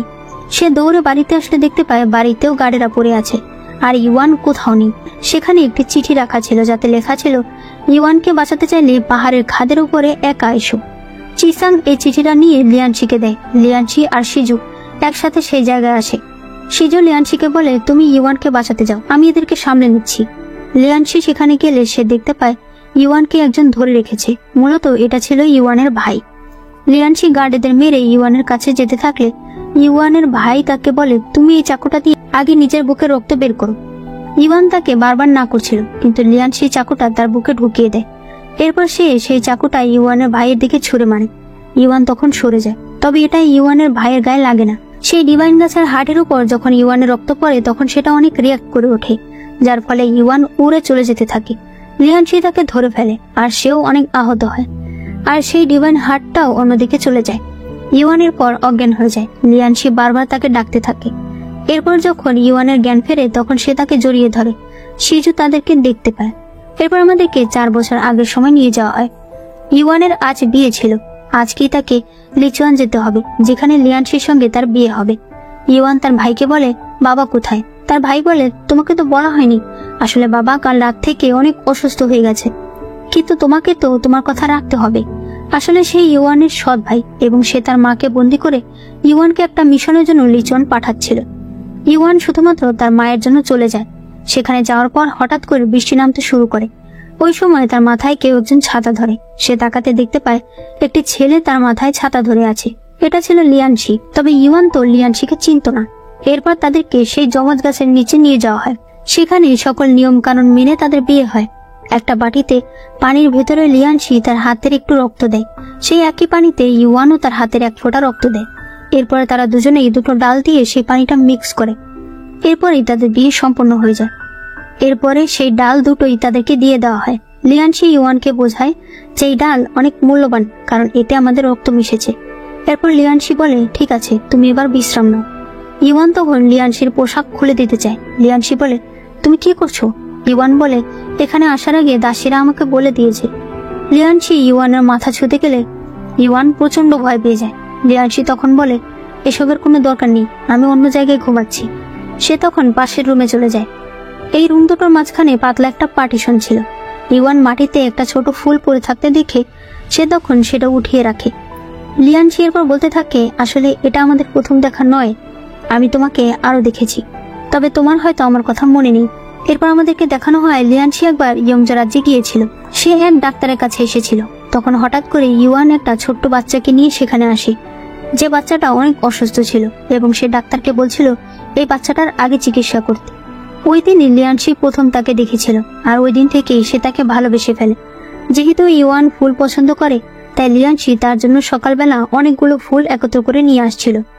এদিকে ইওয়ানের ভাই ইওয়ানের সঙ্গে যে দাসীকে পাঠিয়েছে সেই ইওয়ানকে বলে, আপনি তো দেখছি এখানে ভালোই আনন্দ করছেন, আপনি কি আপনার মিশন ভুলে গেছেন?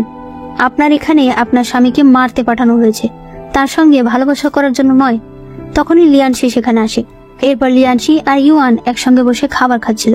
ইওয়ান বলে, আমি শুনেছি এই রাজ্যের লোকেরা কাঁচা খাবার বেশি পছন্দ করে, এগুলো তো রান্না করা। লিয়ানশি বলে, আমি জানি তোমরা রান্না খাবার খাও, তাই আমি তোমার জন্য খাবার রান্না করার ব্যবস্থা করেছি। তুমি যেভাবে থাকতে এখানে সেভাবেই থাকবে, কোনো সমস্যা হবে না। এরপর সে তাকে একটা জিনিস খেতে দেয়। ইওয়ান বলে, এটা কি ব্লাড ওয়াইন? লিয়ানশি বলে, এটা ব্লাডও না আর ওয়াইনও না, এটা হলো ডালিমের রস। ইওয়ান বলে, ডালিম? সেটা কি? লিয়ানশি হেসে বলে, তোমাদের ওখানে ডালিম গাছ হয় না? ডালিম হলো এক ধরনের ফল, তুমি একবার এটা খেয়ে দেখো। এরপর ইওয়ান সেটা খায় আর বলে, এটা তো খুব মিষ্টি। লিয়ানশি তখন বলে, মিষ্টির স্বাদ আমি আজ পর্যন্ত বুঝতে পারলাম না। জন্মের পর থেকে আমি মিষ্টি খাবারের স্বাদ বুঝতে পারি না, এই সেন্সটা আমার ভেতর নেই। যেটা শুনে ইওয়ানের অনেক খারাপ লাগে। এরপরে ইওয়ান আর লিয়ানশি আবারও সেই ডিভাইন গাছের কাছে যায়।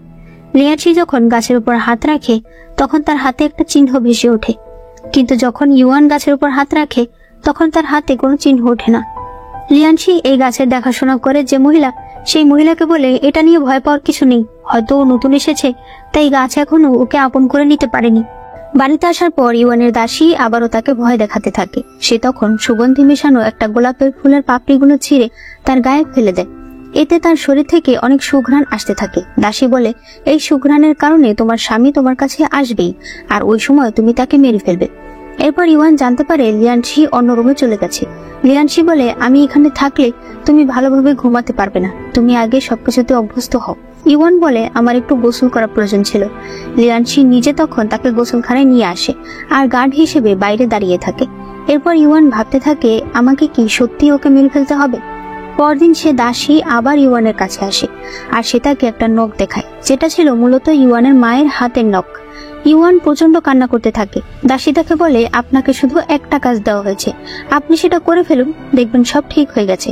রাতে ইওয়ান আবারও চাকুটাকে দেখছিল, তখন লিয়ানশি সেখানে আসে, তবে ইওয়ান সেটা লুকিয়ে ফেলে। লিয়ানশি যখন চলে যাচ্ছিল ইওয়ান তখন তাকে আটকায়। সে বলে, আজকের রাতটা কি আপনি এখানে থাকতে পারবেন? তার কথা মতো ইওয়ান এখানে থেকে যায়। রাতে ইওয়ান সেই চাকুটাকে হাতে নিয়ে লিয়ানশির কাছে আসে, কিন্তু সে আঘাত করতে গিয়েও পারে না। সে আবার চাকু নিয়ে ফিরে আসে। পরদিন সকালেই সে চাকুটাকে নিয়ে মাটি চাপা দিয়ে দেয়, আর এই সব দৃশ্যই লিয়ানশি দেখছিল। তখন আমরা জানতে পারি সে আসলে আগে থেকেই তাকে দেখছে। কাল রাতে যে ইওয়ান তাকে মারতে এসেছিল সেটাও সে জানে, কিন্তু ইওয়ান তাকে মারতে গিয়েও কেন মারল না? তার মানে হয়তো এর পেছনে অন্য কোনো কারণ রয়েছে। এদিকে ইওয়ান তাদের রাজ্যের জেনারেলকে একটা চিঠি পাঠাতে চায়। সে রাজ্যের সব সমস্যা তাকে বলতে চায়। জেনারেল সকল মিলিটারি ফোর্স নিয়ে যদি চলে আসে তাহলে হয়তো সে তার মাকে বাঁচাতে পারবে। এরপর সে দাসী যখন আবার তার কাছে আসে, ইওয়ান তখন তার গলায় একটা হেয়ার পিন ধরে আর বলে, আমি তোমাকে লাস্ট বার বলছি, তুমি আমাকে কখনোই কোনো কিছু নিয়ে কথা বলবে না। আমার যখন সময় হবে আমি ঠিকই করব। এদিকে লিয়ানশি সকল কিছুর খোঁজ নেয় এবং সে জানতে পারে ইওয়ানের সৎ ভাই পুরো রাজ্যকে দখল করে ফেলেছে। প্রাসাদের সবকিছু তার কথাতে চলছে। সে ইওয়ানকে জোর করে এখানে পাঠিয়েছে বিয়ের নাম করে, কারণ সে আসলে লিয়ানশিকে মারতে চায়। লিয়ানশি বলে, আমি কখনোই তাকে দেখিনি, তাহলে তার সঙ্গে আমার কি শত্রুতা যে সে আমাকে মেরে ফেলতে চায়? বাড়িতে গেলে ইওয়ান লিয়ানশিকে বলে সে একটা চিঠি পাঠাতে চায়। লিয়ানশি বলে, ঠিক আছে, তুমি আমার সঙ্গে চলো, আমি তোমাকে পোস্ট অফিস পর্যন্ত নিয়ে যাচ্ছি। এরপর তারা একসঙ্গে রাজ্যটাকে ঘুরে দেখতে থাকে। রাতেও তারা গ্রামবাসীদের বিভিন্ন অনুষ্ঠান দেখে। এরপর লিয়ানশি তাকে আবারও সেই গাছের কাছে নিয়ে আসে। এরপর সে তাকে একটা স্পেল করে ঘুম পাড়িয়ে দেয়। লিয়ানশি বলতে থাকে, আমাকে ক্ষমা করে দিয়ে, একমাত্র এভাবেই আমি তোমাকে একটা ভালো ঘুম দিতে পারতাম। পরদিন সকালে ইওয়ানের যখন ঘুম ভাঙে তখন সে পাশে একটি চিঠি দেখতে পায়, যেটাতে লেখা ছিল, ইওয়ান, আমি একটা কাজে যাচ্ছি, আসতে হয়তো কিছুদিন সময় লাগবে। উঠানের মাঝখানে আমি একটা ডালিম গাছ লাগিয়ে দিয়েছি, তুমি এই গাছটার যত্ন নিও। যেদিন এই গাছটা ফুল ফুটবে ধরে নিও সেদিনে আমি ফিরে আসব, আর আমার সাথে সাথে তোমার খারাপ স্বপ্নগুলো শেষ করে আসব। এরপর থেকে ইওয়ান একাই থাকতে শুরু করে। একদিন তার কাছে তাদের রাজ্যের জেনারেলের চিঠি আসে, যেটা দেখে ইওয়ান অনেক খুশি হয়। সে ভাবতে থাকে এবার সবকিছু ঠিক হয়ে যাবে। এরপর যখন সে তার ঘরে ছিল তখন তার দাসী বলে, ম্যাডাম, আপনার সঙ্গে যে দাসীটা এসেছে তার ঘরে আমি অনেক ওয়াইন দেখতে পেলাম, সে এত ওয়াইন খায়। ইওয়ান মনে মনে বলতে থাকে, ও তো ওয়াইনই খায় না, তাহলে এত ওয়াইন কেন এনেছে? এদিকে দেখা যায় সে দাসী আসলে ওয়াইন সেই ডিভাইন গাছে ছিটিয়ে দিচ্ছিল। এরপরে সে সেখানে আগুন লাগিয়ে দেয়। তখনই ইওয়ান সেখানে চলে আসে আর সে সেই আগুন নিভাতে চেষ্টা করে।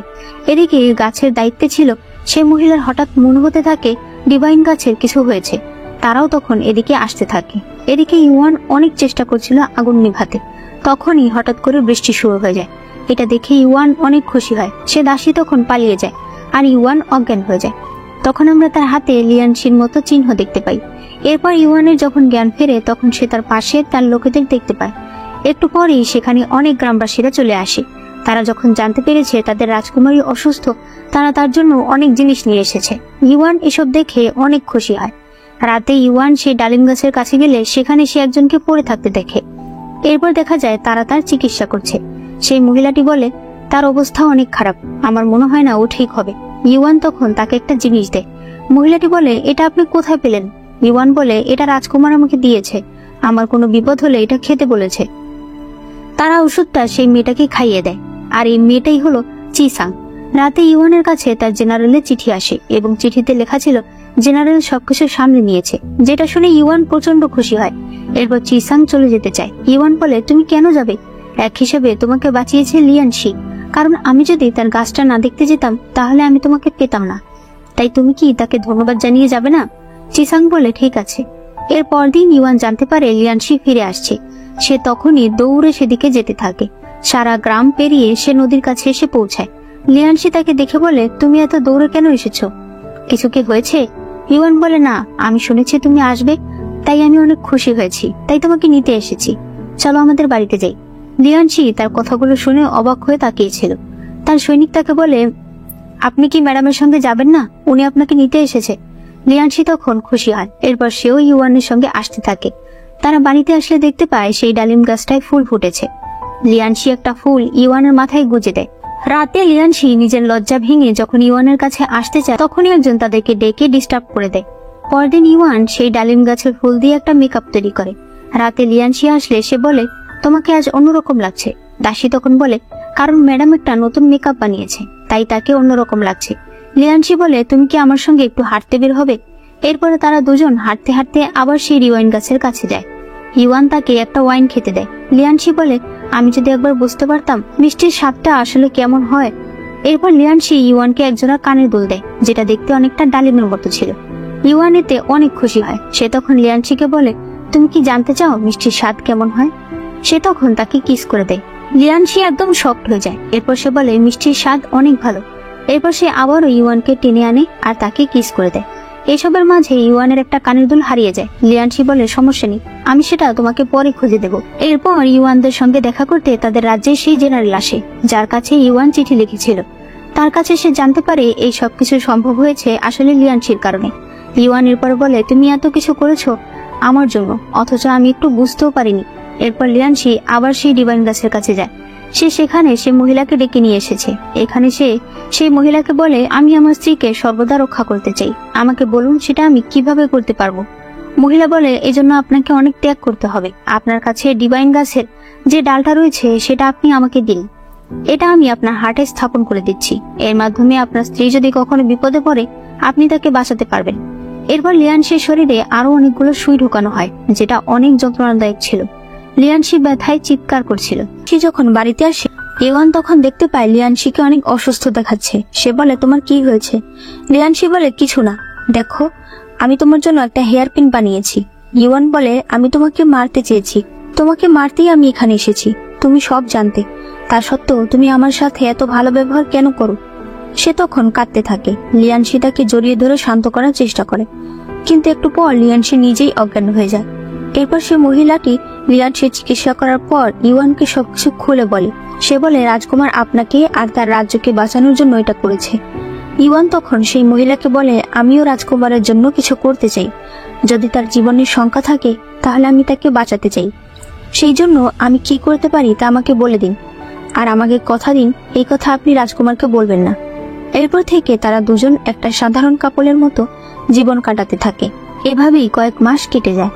এরপর একদিন ইওয়ানের কাছে তার বাবার বাড়ি থেকে চিঠি আসে, যেখানে লেখা ছিল ইওয়ানের বাবা মহারাজ অনেক অসুস্থ, সে তার একমাত্র মেয়ে ইওয়ানকে দেখতে চায়। ইওয়ানের হাত থেকে তখন লিয়ানশির দেয়া হেয়ারপিনটা পুরো ভেঙে যায়। ইওয়ান এরপর সব জিনিসপত্র গোছাতে থাকে। লিয়ানশি বলে আমিও যাই।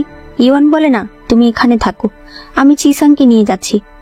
আমি ওখানকার রাজকুমারী, ওরা আমার কিছু করবে না, তুমি চিন্তা করো না, আমি খুব তাড়াতাড়ি ফিরে আসবো। লিয়ানশি তাকে চাকুটা দেয়, যেটা দিয়ে ইওয়ান লিয়ানশিকে মারতে চেয়েছিল।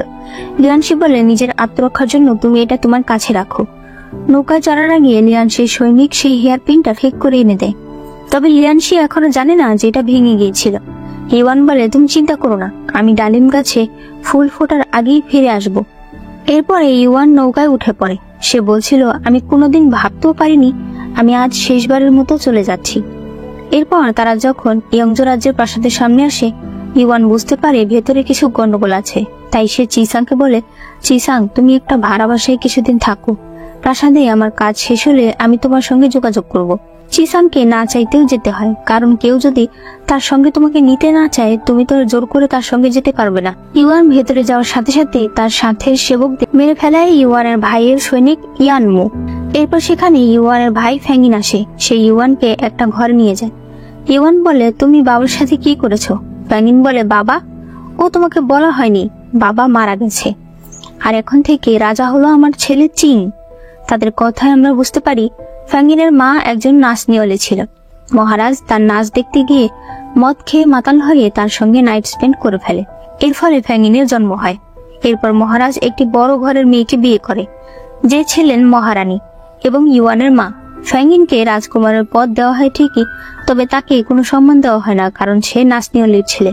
মহারাজ তাকে একটা নোবেল পরিবারের মেয়ের সঙ্গে বিয়ে দেয়। সেখানে তার একটি ছেলে হয় যার নাম চিং। কিন্তু ফ্যাঙ্গিনের সেই স্ত্রী পছন্দ ছিল না, তাই সে তাকে মেরে ফেলে। তার সম্পর্ক ছিল ওই দাসীর সাথে যে লিয়ানলি গাছ পোড়াতে চেয়েছিল। এই দাসীর নাম হলো হুয়া।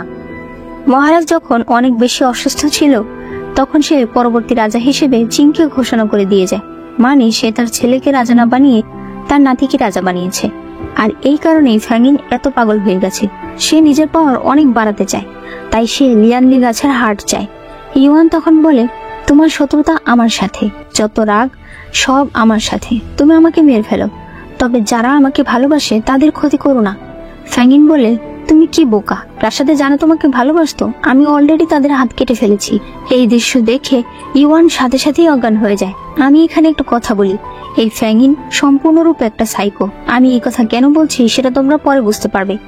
এরপর ইওয়ানের যখন জ্ঞান ফেরে তখন হুয়া তার কাছে আসে। হুয়া বলে রাজকুমারী, আপনি কি জানেন আপনি 3 মাসের প্রেগনেন্ট? ইওয়ান একদম অবাক হয়ে যায়। হুয়া বলে আপনি জানতেন না? তার মানে তো লিয়ানশিও জানে না। আমরা যদি তাকে বলি সে তো দৌড়ে চলে আসবে। ইওয়ান বলে তোমরা আসলে কি চাইছো? হুয়া বলে লিয়ানশি মারা গেলে ওই লেজেন্ডারি লিয়ানলি গাছের হাট আমরা বের করে নেব। ইওয়ান বলে তোমরা এটা চাও? তোমরা কি জানো ওই গাছের কাছে শুধুমাত্র লিচুয়ান রাজ্যের উত্তরাধিকাররাই যেতে পারে? হুয়া বলে তুমি মিথ্যে বলছো। ইওয়ান বলে তাহলে খাইয়ে দাও আমাকে এই ওষুধ, আমি তোমাকে বলছি। ফ্যাঙ্গিনকে বলে দিও যদি সে ডিভাইন গাছের হাট চায় তাহলে যেন আমার বাচ্চার ক্ষতির কথা না ভাবে। হুয়া চলে যাওয়ার সময় আবার বলে তুমি কিন্তু ভেবো না যে জেনারেল তোমাকে সাহায্য করবে, কারণ সে 15 দিন আগে মারা গেছে। ইওয়ানের মনে পড়ে লিয়ানশি তাকে একটা গাছের পাতা দিয়েছিল, যেটা তার শরীরের ভিতর ঢুকে যায়। মূলত এটা ছিল লিয়ানলি গাছের কাছে যাওয়ার একটা চাবি। ফ্যাঙ্গিন এটা ব্যবহার করতে পারবে ভেবে ইওয়ান সুই দিয়ে খুঁচিয়ে খুঁচিয়ে সেটা নষ্ট করে দেয়। এমন ভাবে নষ্ট করে যে উপর থেকে বোঝা যায় যে এখানে একটা সিল আছে, তবে এখন এটা অ্যাক্টিভ নয়। এরপর কয়েক মাস কেটে যায়। লিয়ানশি দেখতে পায় ইওয়ানের কোনো চিঠি আসছে না। ডালিম গাছেও ফুল ফুটে গেছে, তবে ইওয়ানের কোনো যোগাযোগ নেই। এদিকে ইওয়ানের সঙ্গে দেখা করতে তার ভাতিজা চিং এসেছে। সে ইওয়ানের কাছে ক্ষমা চাইতে থাকে যে সে কিছুই করতে পারছে না। ইওয়ান বলে মহারাজ আপনি এখনো ছোট, তাই আপনার উপরে আমার কোনো রাগ নেই। তখনই হুয়ার আসার শব্দ শুনে মহারাজ চলে যায়। হুয়া আসলে ইওয়ান বলে তুমি এখানে কেন? হুয়া বলে তোমার বাচ্চার বয়স এখনো 7 মাস হয়নি। আহারে, জন্মের পর সে তার বাবাকে দেখতে পারবে না। ইওয়ান বলে তুমি কি বলতে চাইছো? হুয়া বলে লিয়ানশি তোমার খোঁজে প্রাসাদে এসেছে, তার আশা উপলক্ষে প্রাসাদে নাচ গান হচ্ছে। এই অনুষ্ঠান শেষে তোমার স্বামীর বডি যে কয় টুকরো হবে তা আমি ভাবতেই পারছি না। এসব কথা শুনে ইওয়ানের তখন প্রসব বেদনা শুরু হয়। এদিকে দেখা যায় লিয়ানশি বলছে জেনারেলকে দেখছি না, ইওয়ানও এখনো আসলো না। তখন ইয়ানমু এসে বলে রাজকুমার, আমি জেনারেলের পরিবর্তে দায়িত্বে আছি। জেনারেল 15 দিন আগে মারা গেছে। এটা শুনে লিয়ানশি একদম অবাক হয়ে যায়।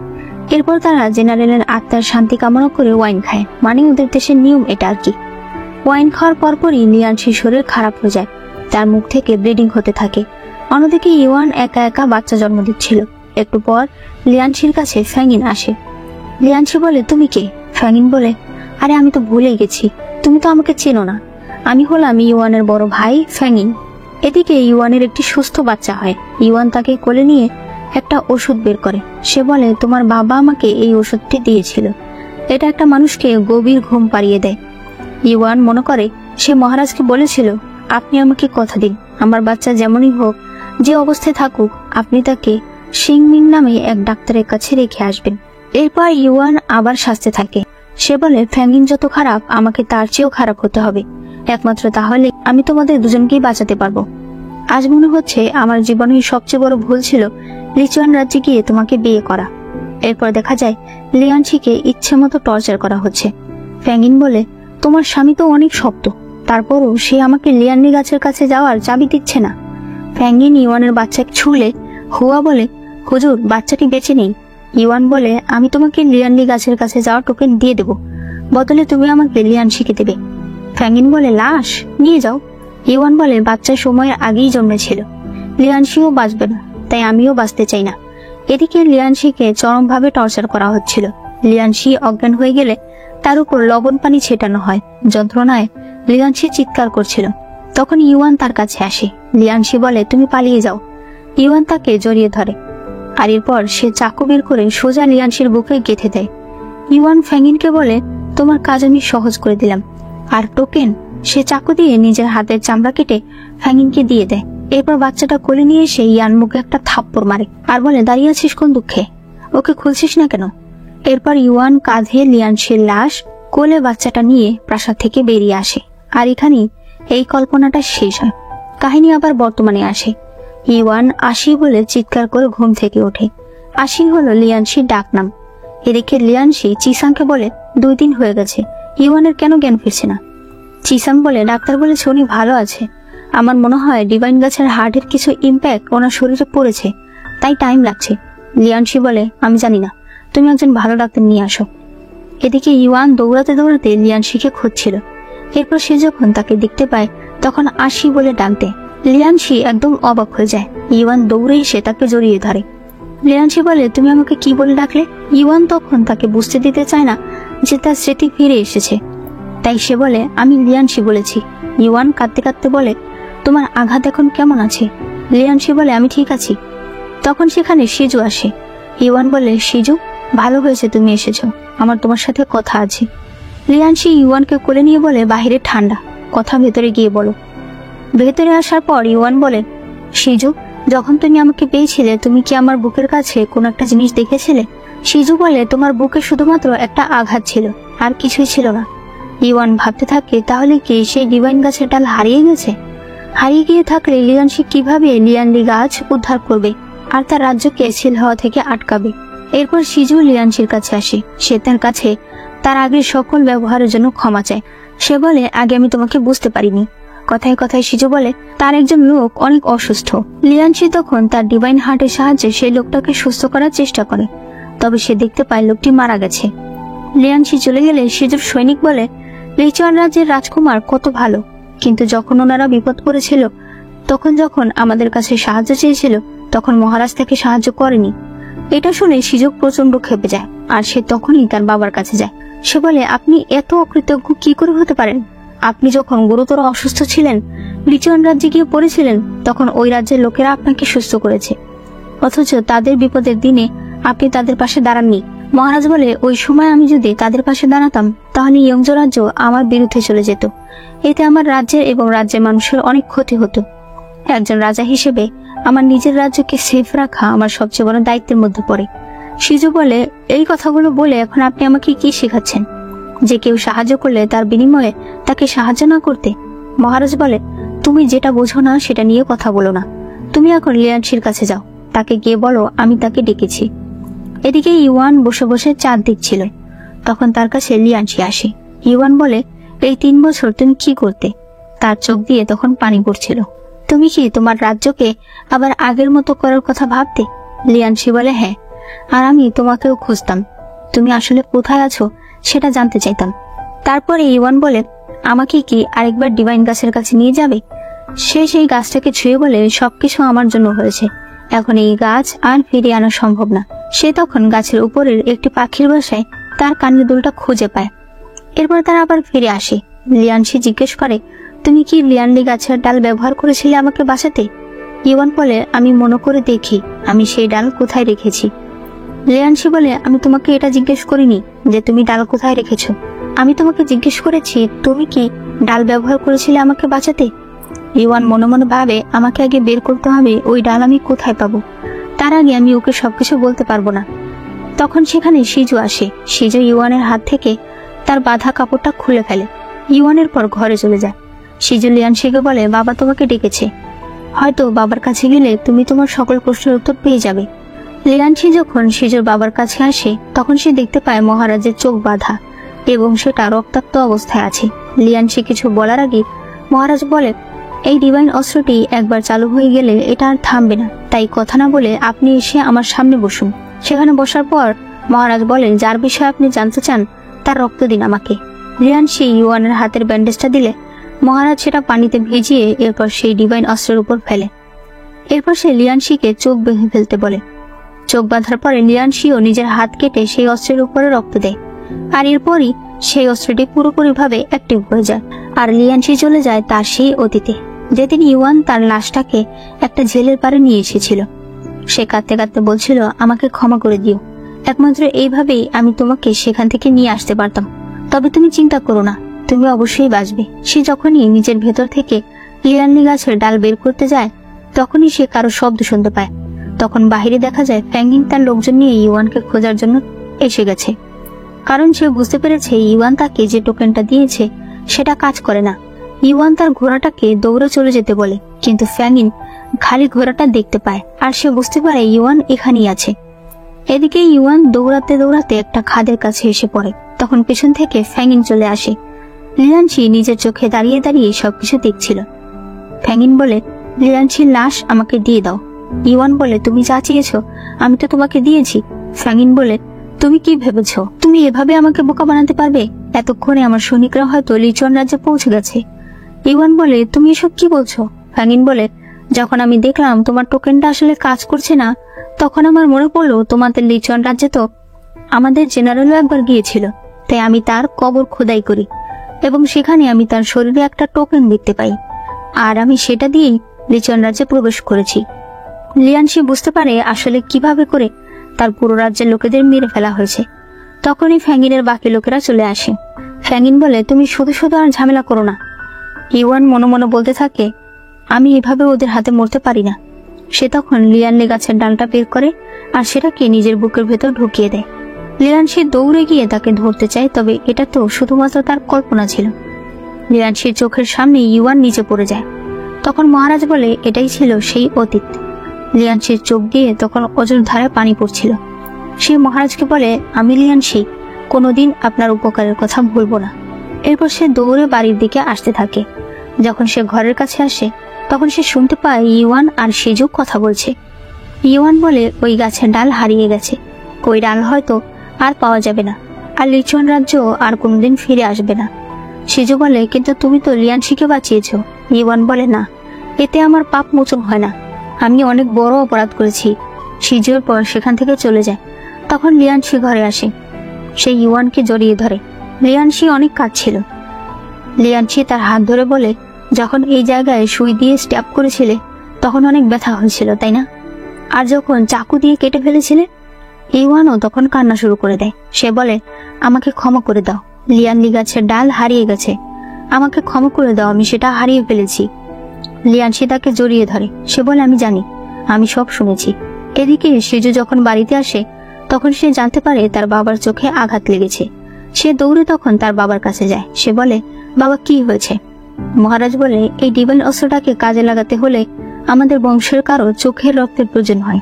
শিজু তখন কাঁদতে থাকে। সে বলে, বাবা আমি আপনাকে ভুল বুঝেছি। মহারাজ বলে, এত বড় হয়ে গেছো এখনো তুমি কান্না করো। শিজু আরো কাঁদতে থাকে। এরপর পরদিন ইওয়ান লিয়ানশিকে বলে, ওই গাছের ডাল যদি না পাওয়া যায় তাহলে লিচুয়ানকে তুমি কিভাবে ফেরাবে? লিয়ানশি বলে, 2টা গাছে 2টা হার্ট রয়েছে, একটা হার্ট আমার কাছে আছে, আরেকটা এখন ফ্যাঙ্গিনের কাছে আছে। আমার মনে হয় 2টা হার্টকে যদি একত্র করা যায় তাহলে হয়তো গাছটাকে ফিরিয়ে আনা সম্ভব। ইওয়ান বলে, তাহলে চলো এখনই ফ্যাঙ্গিনের কাছে যাই। ইওয়ান বলে, তুমি যাবে না, আমি একাই যাব। ইওয়ান তখন বলে, গত 3 বছর ধরে তুমি একাই সবকিছু করছো, এখন আমি তোমাকে আর একা কিছু করতে দেব না, এখন থেকে আমিও তোমার সাথে থাকবো। এরপর তারা এই মহলটাকে বিদায় জানিয়ে চলে যাচ্ছিল। যাওয়ার সময় ইওয়ানের খারাপ লাগছিল, কারণ সে মোটামুটি অনেকদিন ধরে এখানে আছে। এরপরে ইওয়ান আর লিয়ানশি শিজুর কাছে বিদায় জানাতে যায়। শিজু তাদেরকে বলে, তোমরা এখন যাও, আমি কিছুদিন পর ইয়ংজো রাজ্যে আসছি, কারণ আমিও তোমাদেরকে সাহায্য করতে চাই। এদিকে ফ্যাঙ্গিনকে দেখানো হয়, যার সারা শরীরে অনেক ব্যথা হচ্ছিল। এরপর তার যখন জ্ঞান ফেরে তখন সে বলতে থাকে, 7 দিন হয়ে গেছে, 7 দিন পর অবশেষে আমি সেই লিয়ানলি গাছের হার্টকে নিজের মধ্যে করতে সক্ষম হয়েছি। লিয়ানশি, এবার তুমি আর আমি সমান, তুমি কোনোভাবেই আমাকে হারাতে পারবে না। এদিকে লিয়ানশি, ইওয়ান আর চিসাং ইয়ংজো রাজ্যে চলে এসেছে। ইওয়ান মনে মনে বলে, এটা তো সেই রাস্তা মনে হচ্ছে। সে লিয়ানশিকে বলে, তুমি একটু দাঁড়াও, আমি একটা ফার্মেসিতে যাবো একজনকে খুঁজতে। সে একটা দোকানে গিয়ে খেলনা কিনতে থাকে। তখন সেখানে লিয়ানশি চলে আসে। সে বলে, ওর এসব খেলনা পছন্দ না। ইওয়ান বলে, তুমি জানো আমি এগুলো কার জন্য কিনছি? লিয়ানশি বলে, তাড়াতাড়ি চলো, নইলেও ঘুমিয়ে পড়বে। এদিকে সেই ডাক্তারখানাকে দেখানো হয়, যেখানে ইওয়ানের খালাতো বোন শিং কাজ করে। একটু পরে শিং এর কাছে একটি ছোট্ট বাচ্চা আসে। বাচ্চাটি তাকে মা বলে ডাকতে থাকে। এটাই হলো মূলত লিয়ানশি আর ইওয়ানের মেয়ে। তখন বাহিরে লিয়ানশি আর ইওয়ান চলে আসে। ইওয়ান তাকে দেখে প্রচন্ড খুশি হয়, তবে সে ভেতরে যাওয়ার সাহস পাচ্ছিল না। লিয়ানশি তাকে বলে, আমি আগে যাই, তুমি আমার পেছন পেছন আসো। শিং যখন ইওয়ানকে দেখতে পায় সে অনেক খুশি হয়। লিয়ানশির মেয়ে লিয়ানশিকে আঙ্কেল বলে ডাকে। সে তার কোলে উঠে পড়ে। এরপর শিং পেশেন্ট দেখতে গেলে ইওয়ান বলে, ওর নাম? লিয়ানশি বলে, ওর নাম শিলু, এটা আমি রেখেছি। শিলু বলে, আঙ্কেল এই আপুটাকে? ইওয়ানের তখন অনেক কষ্ট হয়। এরপর সে শিলুকে বলে, আমি তোমার আপু না, আমি তোমার মায়ের আপু, তুমি আমাকে আন্টি ডেকো। শিলু এরপর তার মায়ের কাছে চলে যায়। ইওয়ান শিংকে বলে, আমরা তাহলে এখন আসি। শিং বলে, তুমি মাত্র ইয়ংজো রাজ্যে এসেছো, তুমি এখন কোথায় থাকবে? তোমরা এখানেই থাকো, আমি তোমাদের কোনো কথা শুনবো না। এতে তারা রাজি হয়ে যায়। রাতে ইওয়ান আর লিয়ানশি কথা বলছিল। ইওয়ান বলে, আমি মহারাজের সঙ্গে মিলে পালিয়ে যাওয়ার জন্য সকল প্ল্যান করেছিলাম। বাচ্চা হওয়ার পরই আমি চিসাংকে খবর দেব, এরপর মহারাজের সাহায্যে সেখান থেকে পালিয়ে আসব। কিন্তু আমার সব প্ল্যান বদলে যায়, কারণ হঠাৎ করেই তুমি প্রাসাদে চলে আসো। যেদিন তুমি প্রাসাদে এসেছো ওই দিনই শিলুর জন্ম হয়েছে। সে মাত্র 7 মাসের জন্মেছে। লিয়ানশি বলে, তার মানে তুমি শিলুর জন্মের পরপরই আবার আমাকে বাঁচাতে চলে গেছো? ইওয়ান বলে, আমি লিয়ানলি গাছের ডাল দিয়ে নিজের বুকে আঘাত করেছিলাম যাতে তুমি বেঁচে যাও, কিন্তু ভাগ্যগুণে আমিও বেঁচে আছি। এখন আমাদের 3 জনই বেঁচে আছি, ভালো আছি। লিয়ানশি তখন তাকে জড়িয়ে ধরে। এদিকে মহারাজকে দেখানো হয়, মানে ফ্যাঙ্গিনের ছেলেকে। তার কাছে হুয়া আসে। সে মহারাজের জন্য একটা পোশাক নিয়ে এসেছে। মহারাজ বলে, তুমি কি জানো আমি তোমাকে কেন বাঁচিয়ে রেখেছি? তার কারণ হচ্ছে, মা মারা যাওয়ার পর থেকে তুমি আমার খেয়াল রেখেছো। তার মানে এই না যে তুমি যা করেছো তার জন্য আমি তোমাকে ক্ষমা করে দিয়েছি। তোমার পোশাকের আমার প্রয়োজন নেই, এটা নিয়ে বাইরে ফেলে দাও। হুয়া কিছুই বলতে পারে না, সে রাগে জামাটা নিয়ে চলে যায়। এরপর লিয়ানশি ইওয়ানকে বলে, তুমি কি আমাকে একটা ছবি এঁকে দিতে পারবে? এরপর ইওয়ান লিয়ানশিকে একটা হেয়ার পিনের ছবি এঁকে দেয়। ইওয়ান বলে, এই হেয়ার পিনটা কি খুব গুরুত্বপূর্ণ? লিয়ানশি বলে, হ্যাঁ, এটা কিভাবে গুরুত্বপূর্ণ তা আমি তোমাকে পরে বলবো। সে যখন বাইরে আসে তখন দেখানো হয়, ওই দিন অতীত দেখার সময় ভবিষ্যতের এক ঝলক লিয়ানশি দেখতে পেয়েছিল, যেখানে সে দেখতে পেয়েছিল এইরকম হেয়ার পিন পরা একটা মহিলা লিয়ানলি গাছ ধ্বংস করার জন্য এসেছে। তাই এই হেয়ার পিন কোথায় আছে সেটা তাকে খুঁজে বের করতে হবে। এদিকে ফ্যাঙ্গিনের ছেলে অর্থাৎ মহারাজের সঙ্গে ইওয়ান দেখা করতে আসে। সে তাকে সব ঘটনা খুলে বলে। ইওয়ান বলে, তোমার বাবা বেঁচে আছে, এবার আমাকে ব্যবহার করে তুমি তোমার বাবাকে প্রাসাদে আনার ব্যবস্থা করো, কারণ আমার তাকে প্রয়োজন। অন্যদিকে লিয়ানশি সব দোকানে দোকানে সেই রকম হেয়ারপিন খুঁজছিল, তবে কেউই এর কোনো খোঁজ দিতে পারে না। তখন দেখা যায় সেই রাস্তা দিয়ে শিজু আসছিল। শিজু বলে, ওরা যখন আসলো আমি জিজ্ঞেস করলাম না যে ওরা কোথায় থাকবে, আমি এখন ওদেরকে কিভাবে খুঁজে বের করব? শ্যাং বলে, রাজকুমার, আমি কিন্তু দংলির জন্য অনেকগুলো উপহার কিনেছি। তখন হঠাৎই তার পেট ব্যথা শুরু হয় আর সে উপহারগুলো সব সিজুকে দিয়ে সেখান থেকে দৌড়ে পালায়। এদিকে শিং একটা কাগজ পড়তে পড়তে এদিক দিয়ে আসছিল, তখন হঠাৎই তাদের মধ্যে ধাক্কা লেগে যায়। সিজু কাগজগুলো ধরতে গিয়ে এমন ভাবে ধরে আশেপাশের মানুষ তাদের দিকে তাকিয়ে থাকে। শিং এতে প্রচন্ড রেগে যায়, সে সিজুকে একটা থাপ্পড় মেরে দেয়। তখন সেখানে শ্যাংও চলে আসে। সিজু এখানে নিজের দাপট দেখাতে চায়, তবে সে এখানে নিজের আসল পরিচয়টা বলতে চায় না। তখন ভিড়ের মাঝখান থেকে লিয়ানশি তাদেরকে দেখতে পায়। সে সিজুর সঙ্গে কথা বলে, তখন শিংও তার ভুল বুঝতে পারে। এরপর তারা তাকে বাড়িতে নিয়ে আসে।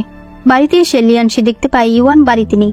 সেখানে একটা চিঠি লেখা আছে, যেখানে সে লিখেছে, আমি প্রাসাদে যাচ্ছি, চিন্তা করো না, আমি ফিরে আসব।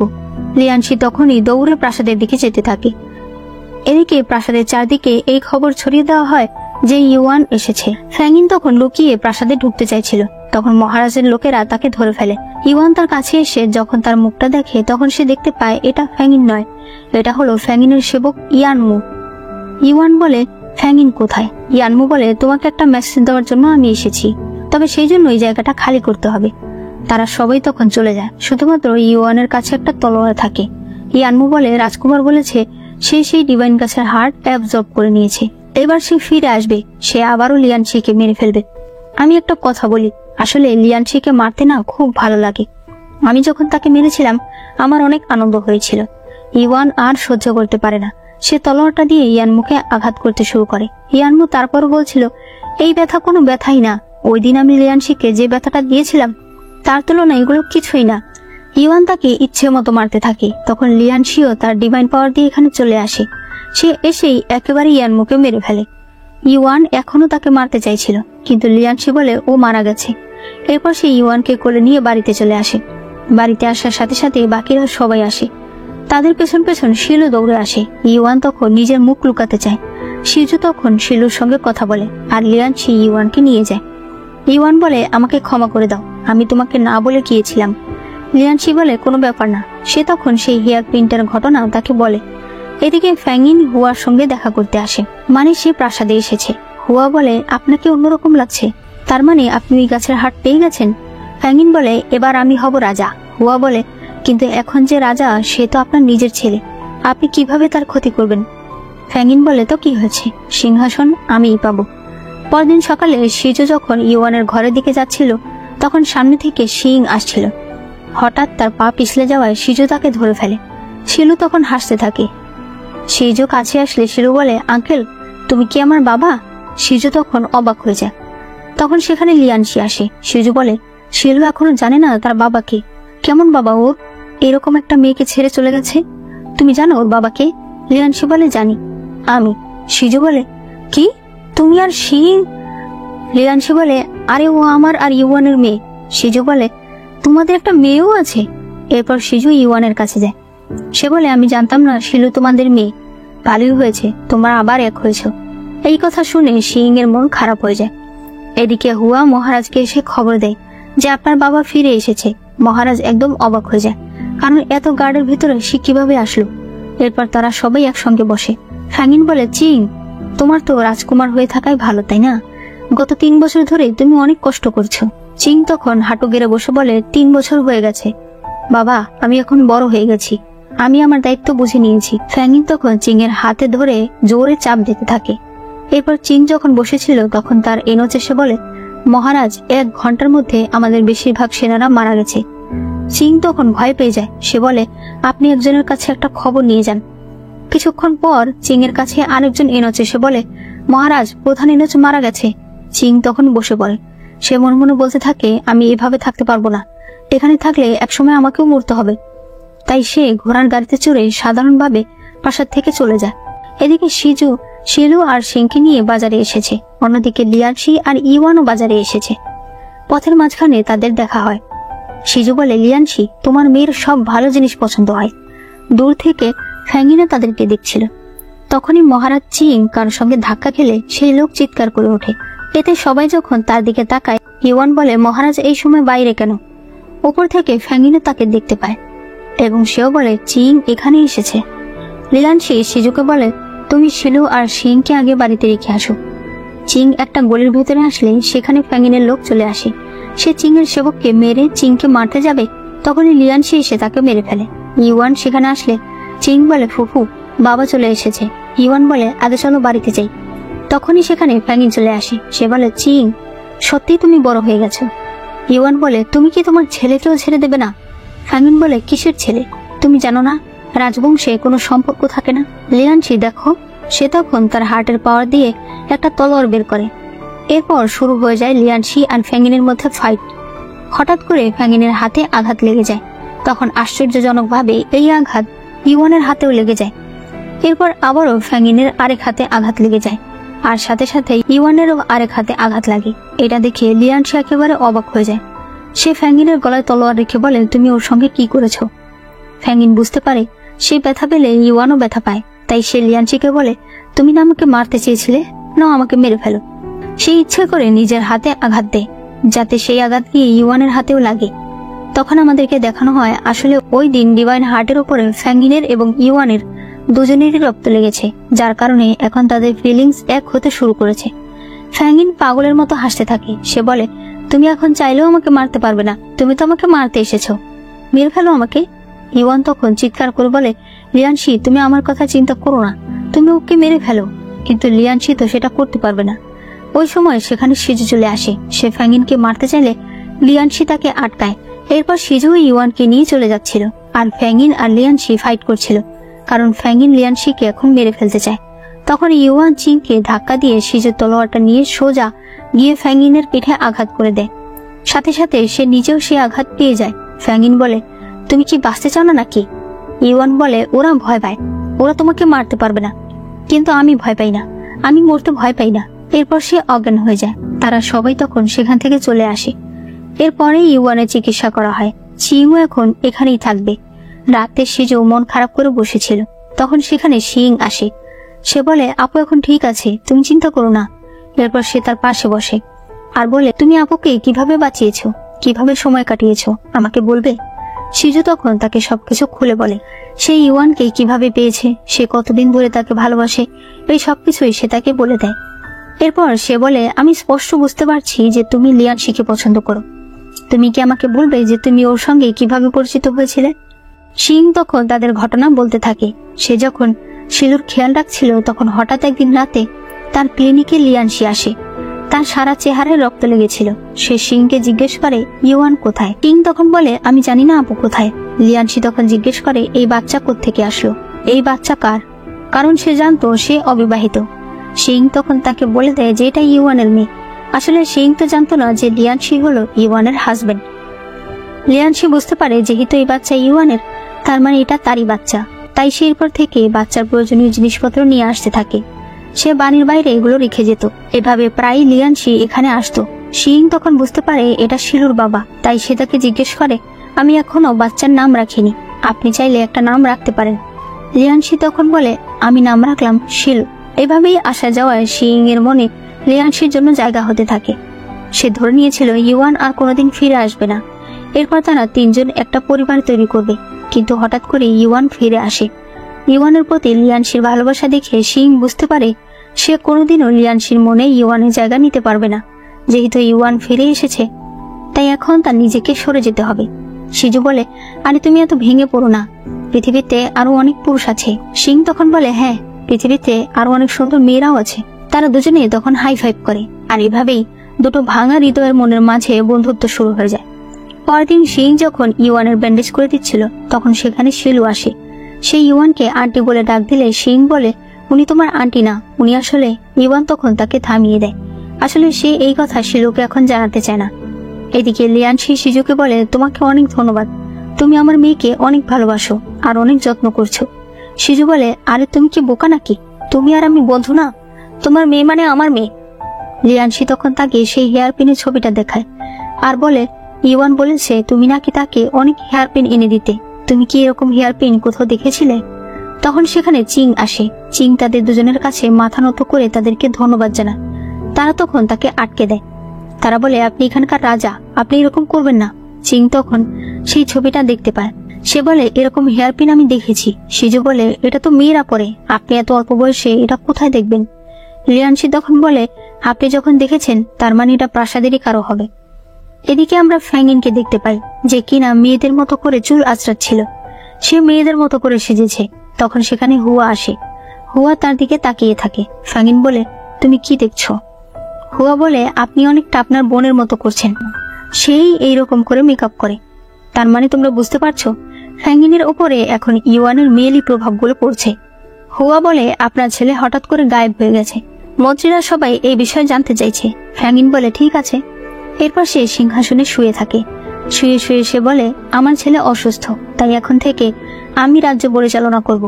একজন মন্ত্রী তখন বলে, কখনোই না, একজন নাসনিয়নের ছেলে কখনোই আমাদের রাজা হতে পারে না। ফ্যাঙ্গিন তখনই তার শরীরে তলোয়ার ঢুকিয়ে দেয়। এরপর সে তলোয়ারটাকে এনে তার জামা দিয়ে রক্ত মুছতে থাকে। এরপর জিজ্ঞেস করে, আরো কি কেউ আছে? তারা সবাই তখন মাটিতে বসে পড়ে আর ফ্যাঙ্গিনকে রাজা হিসেবে মেনে নেয়। এই খবর ইউয়ানদের কাছেও পৌঁছে যায়। এরপর লিয়ানশি আর ইউয়ান ফ্যাঙ্গিনের কাছে যায়। লিয়ানশি ফ্যাঙ্গিনের ভেতর থেকে সেই ডিভাইন হার্ট বের করতে চায়, কিন্তু এতে যেমন ফ্যাঙ্গিনের কষ্ট হচ্ছিল তেমন ইউয়ানেরও কষ্ট হচ্ছিল, তাই লিয়ানশি সেটা আর বের করতে পারে না।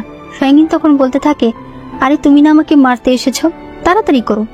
লিয়ানশি চলে যেতে চাইলে ফ্যাঙ্গিন তাকে ধরে বলে, যেও না, তুমি আমাকে মেরে ফেলো। আর সে পাগলের মতো হাসতে থাকে। বাড়িতে আসার পর ইউয়ানের মনে হচ্ছিল তার বুকের ভেতরে কিছু একটা আছে। সে চাকু হাতে নেয়, কারণ সে জানে যদি সে মারা যায় তাহলেই ফ্যাঙ্গিন মারা যাবে, আর এরপরই লিয়ানশি তার সব কাজ করতে পারবে। কিন্তু তখন লিয়ানশি চলে আসে আর সে তার হাত থেকে চাকু নিয়ে নেয়।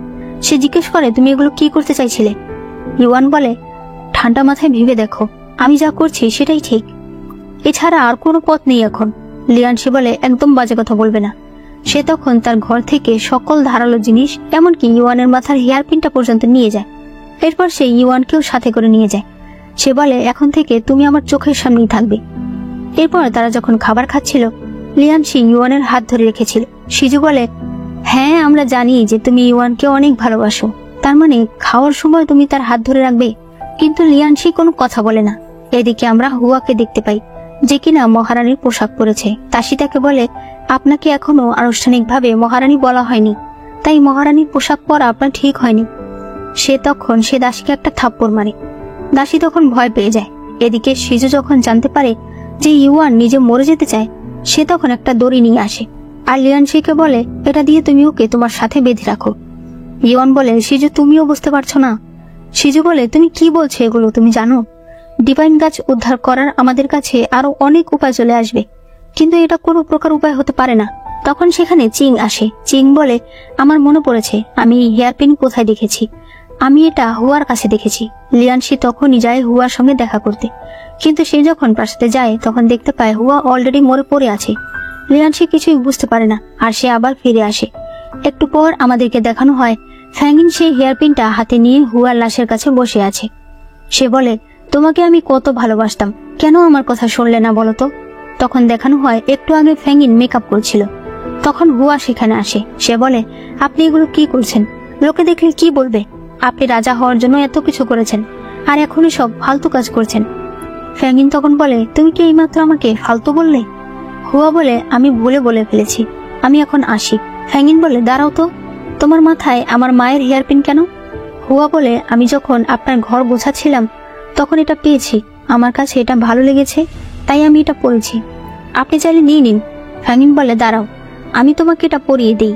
এই কথা বলে সে হুয়ার গলার ভিতরে সেই হেয়ারপিনটা দিয়ে আঘাত করে দেয়, যাতে হুয়া সেখানেই মারা যায়। এরপর ফ্যাঙ্গিন আয়নার সামনে গিয়ে সাজছিল আর সে বলছিল, আমার কিছু আসে যায় না যে আমি কেমন হয়ে যাচ্ছি, আমি শুধু জানি আমি এই সম্পূর্ণ রাজ্যে সবার উপরে থাকব, সবাই আমাকে সম্মান করবে, আমাকে ভয় পাবে। এদিকে ইউয়ান আর শিলু যখন একসঙ্গে ছিল তখন শিলু একটা কেটলির মুখে ডাল দিয়ে রেখেছিল, যার কারণে সেটা দিয়ে পানি পড়ছিল না। শিলু বলে, আন্টি, এটা মনে হয় ভেঙে গেছে। ইউয়ান বলে, না, ভাঙিনি, শুধুমাত্র ডালটা বের করতে হবে। এই কথায় তার নিজের কিছু একটা মনে হয় এবং সে তার বুকে হাত দেয়। এরপর সে শিং এর কাছে যায় আর নিজের ভালো মতো চেক আপ করায়। শিং বলে, আমি শিওর না যে তোমার বুকের কাছে কি আছে, তবে সেখানে কিছু একটা আছে। ইউয়ান বলে, আচ্ছা ঠিক আছে, তবে এই বিষয়ে তুমি লিয়ানশিকে বলো না। ইউয়ান বুঝতে পেরেছে সেই লিয়ানলি ডাল কোথাও হারিয়ে যায়নি, বরং সেটা তার বুকের ভেতরেই আছে।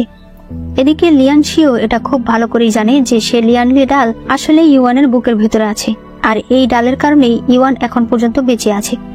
তাই সে এই ডাল বাদে অন্য কিছু ব্যবহার করে দেখতে চায় যে সে তার রাজ্যকে আবার ঠিক করতে পারে কিনা।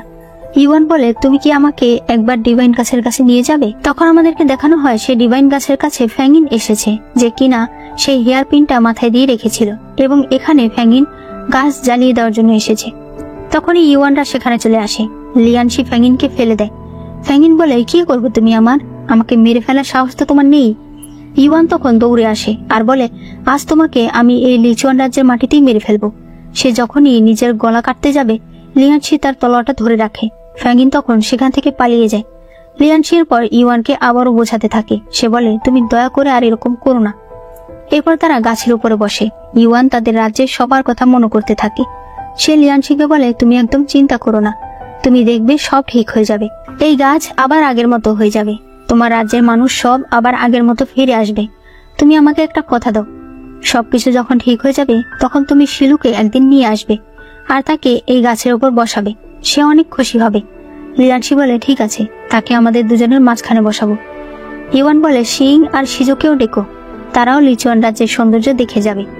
রাতে লিয়ানশি ভাবছিল এটা ইওয়ানকে জানতে দেওয়া যাবে না যে লিয়ানডি গাছের ডাল তার ভেতরেই আছে।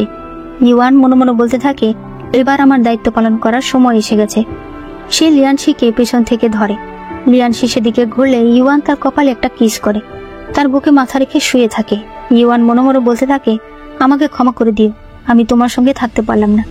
পরদিন সে চিং এর কাছে আসে। সে তাকে বলে, তুমি অনেক ভালো একজন রাজা এবং আমি বিশ্বাস করি তুমি সারা জীবন তোমার রাজ্যের ভালোই চাইবে। তুমি সবসময় এরকমই থেকো। এরপরে সে শিজুর কাছে আসে। সে শিজুকে একটা তলোয়ার দেয়। সে বলে, এটা আমার বাবা আমাকে দিয়েছিল। শিজু বলে, তাহলে তুমি এটা আমাকে কেন দিচ্ছ? ইওয়ান বলে, কারণ আমি তলোয়ার চালাতে পারি না, তাই আমার কাছে এটা থেকে কোনো লাভ নেই। তার চেয়ে এটা আমি আমার সবচেয়ে ভালো বন্ধুকে দিয়ে দিচ্ছি। এরপর সে এক কাপ ওয়াইন নিয়ে বলে, শিজু, তোমাকে অনেক ধন্যবাদ 3 বছর আমার খেয়াল রাখার জন্য।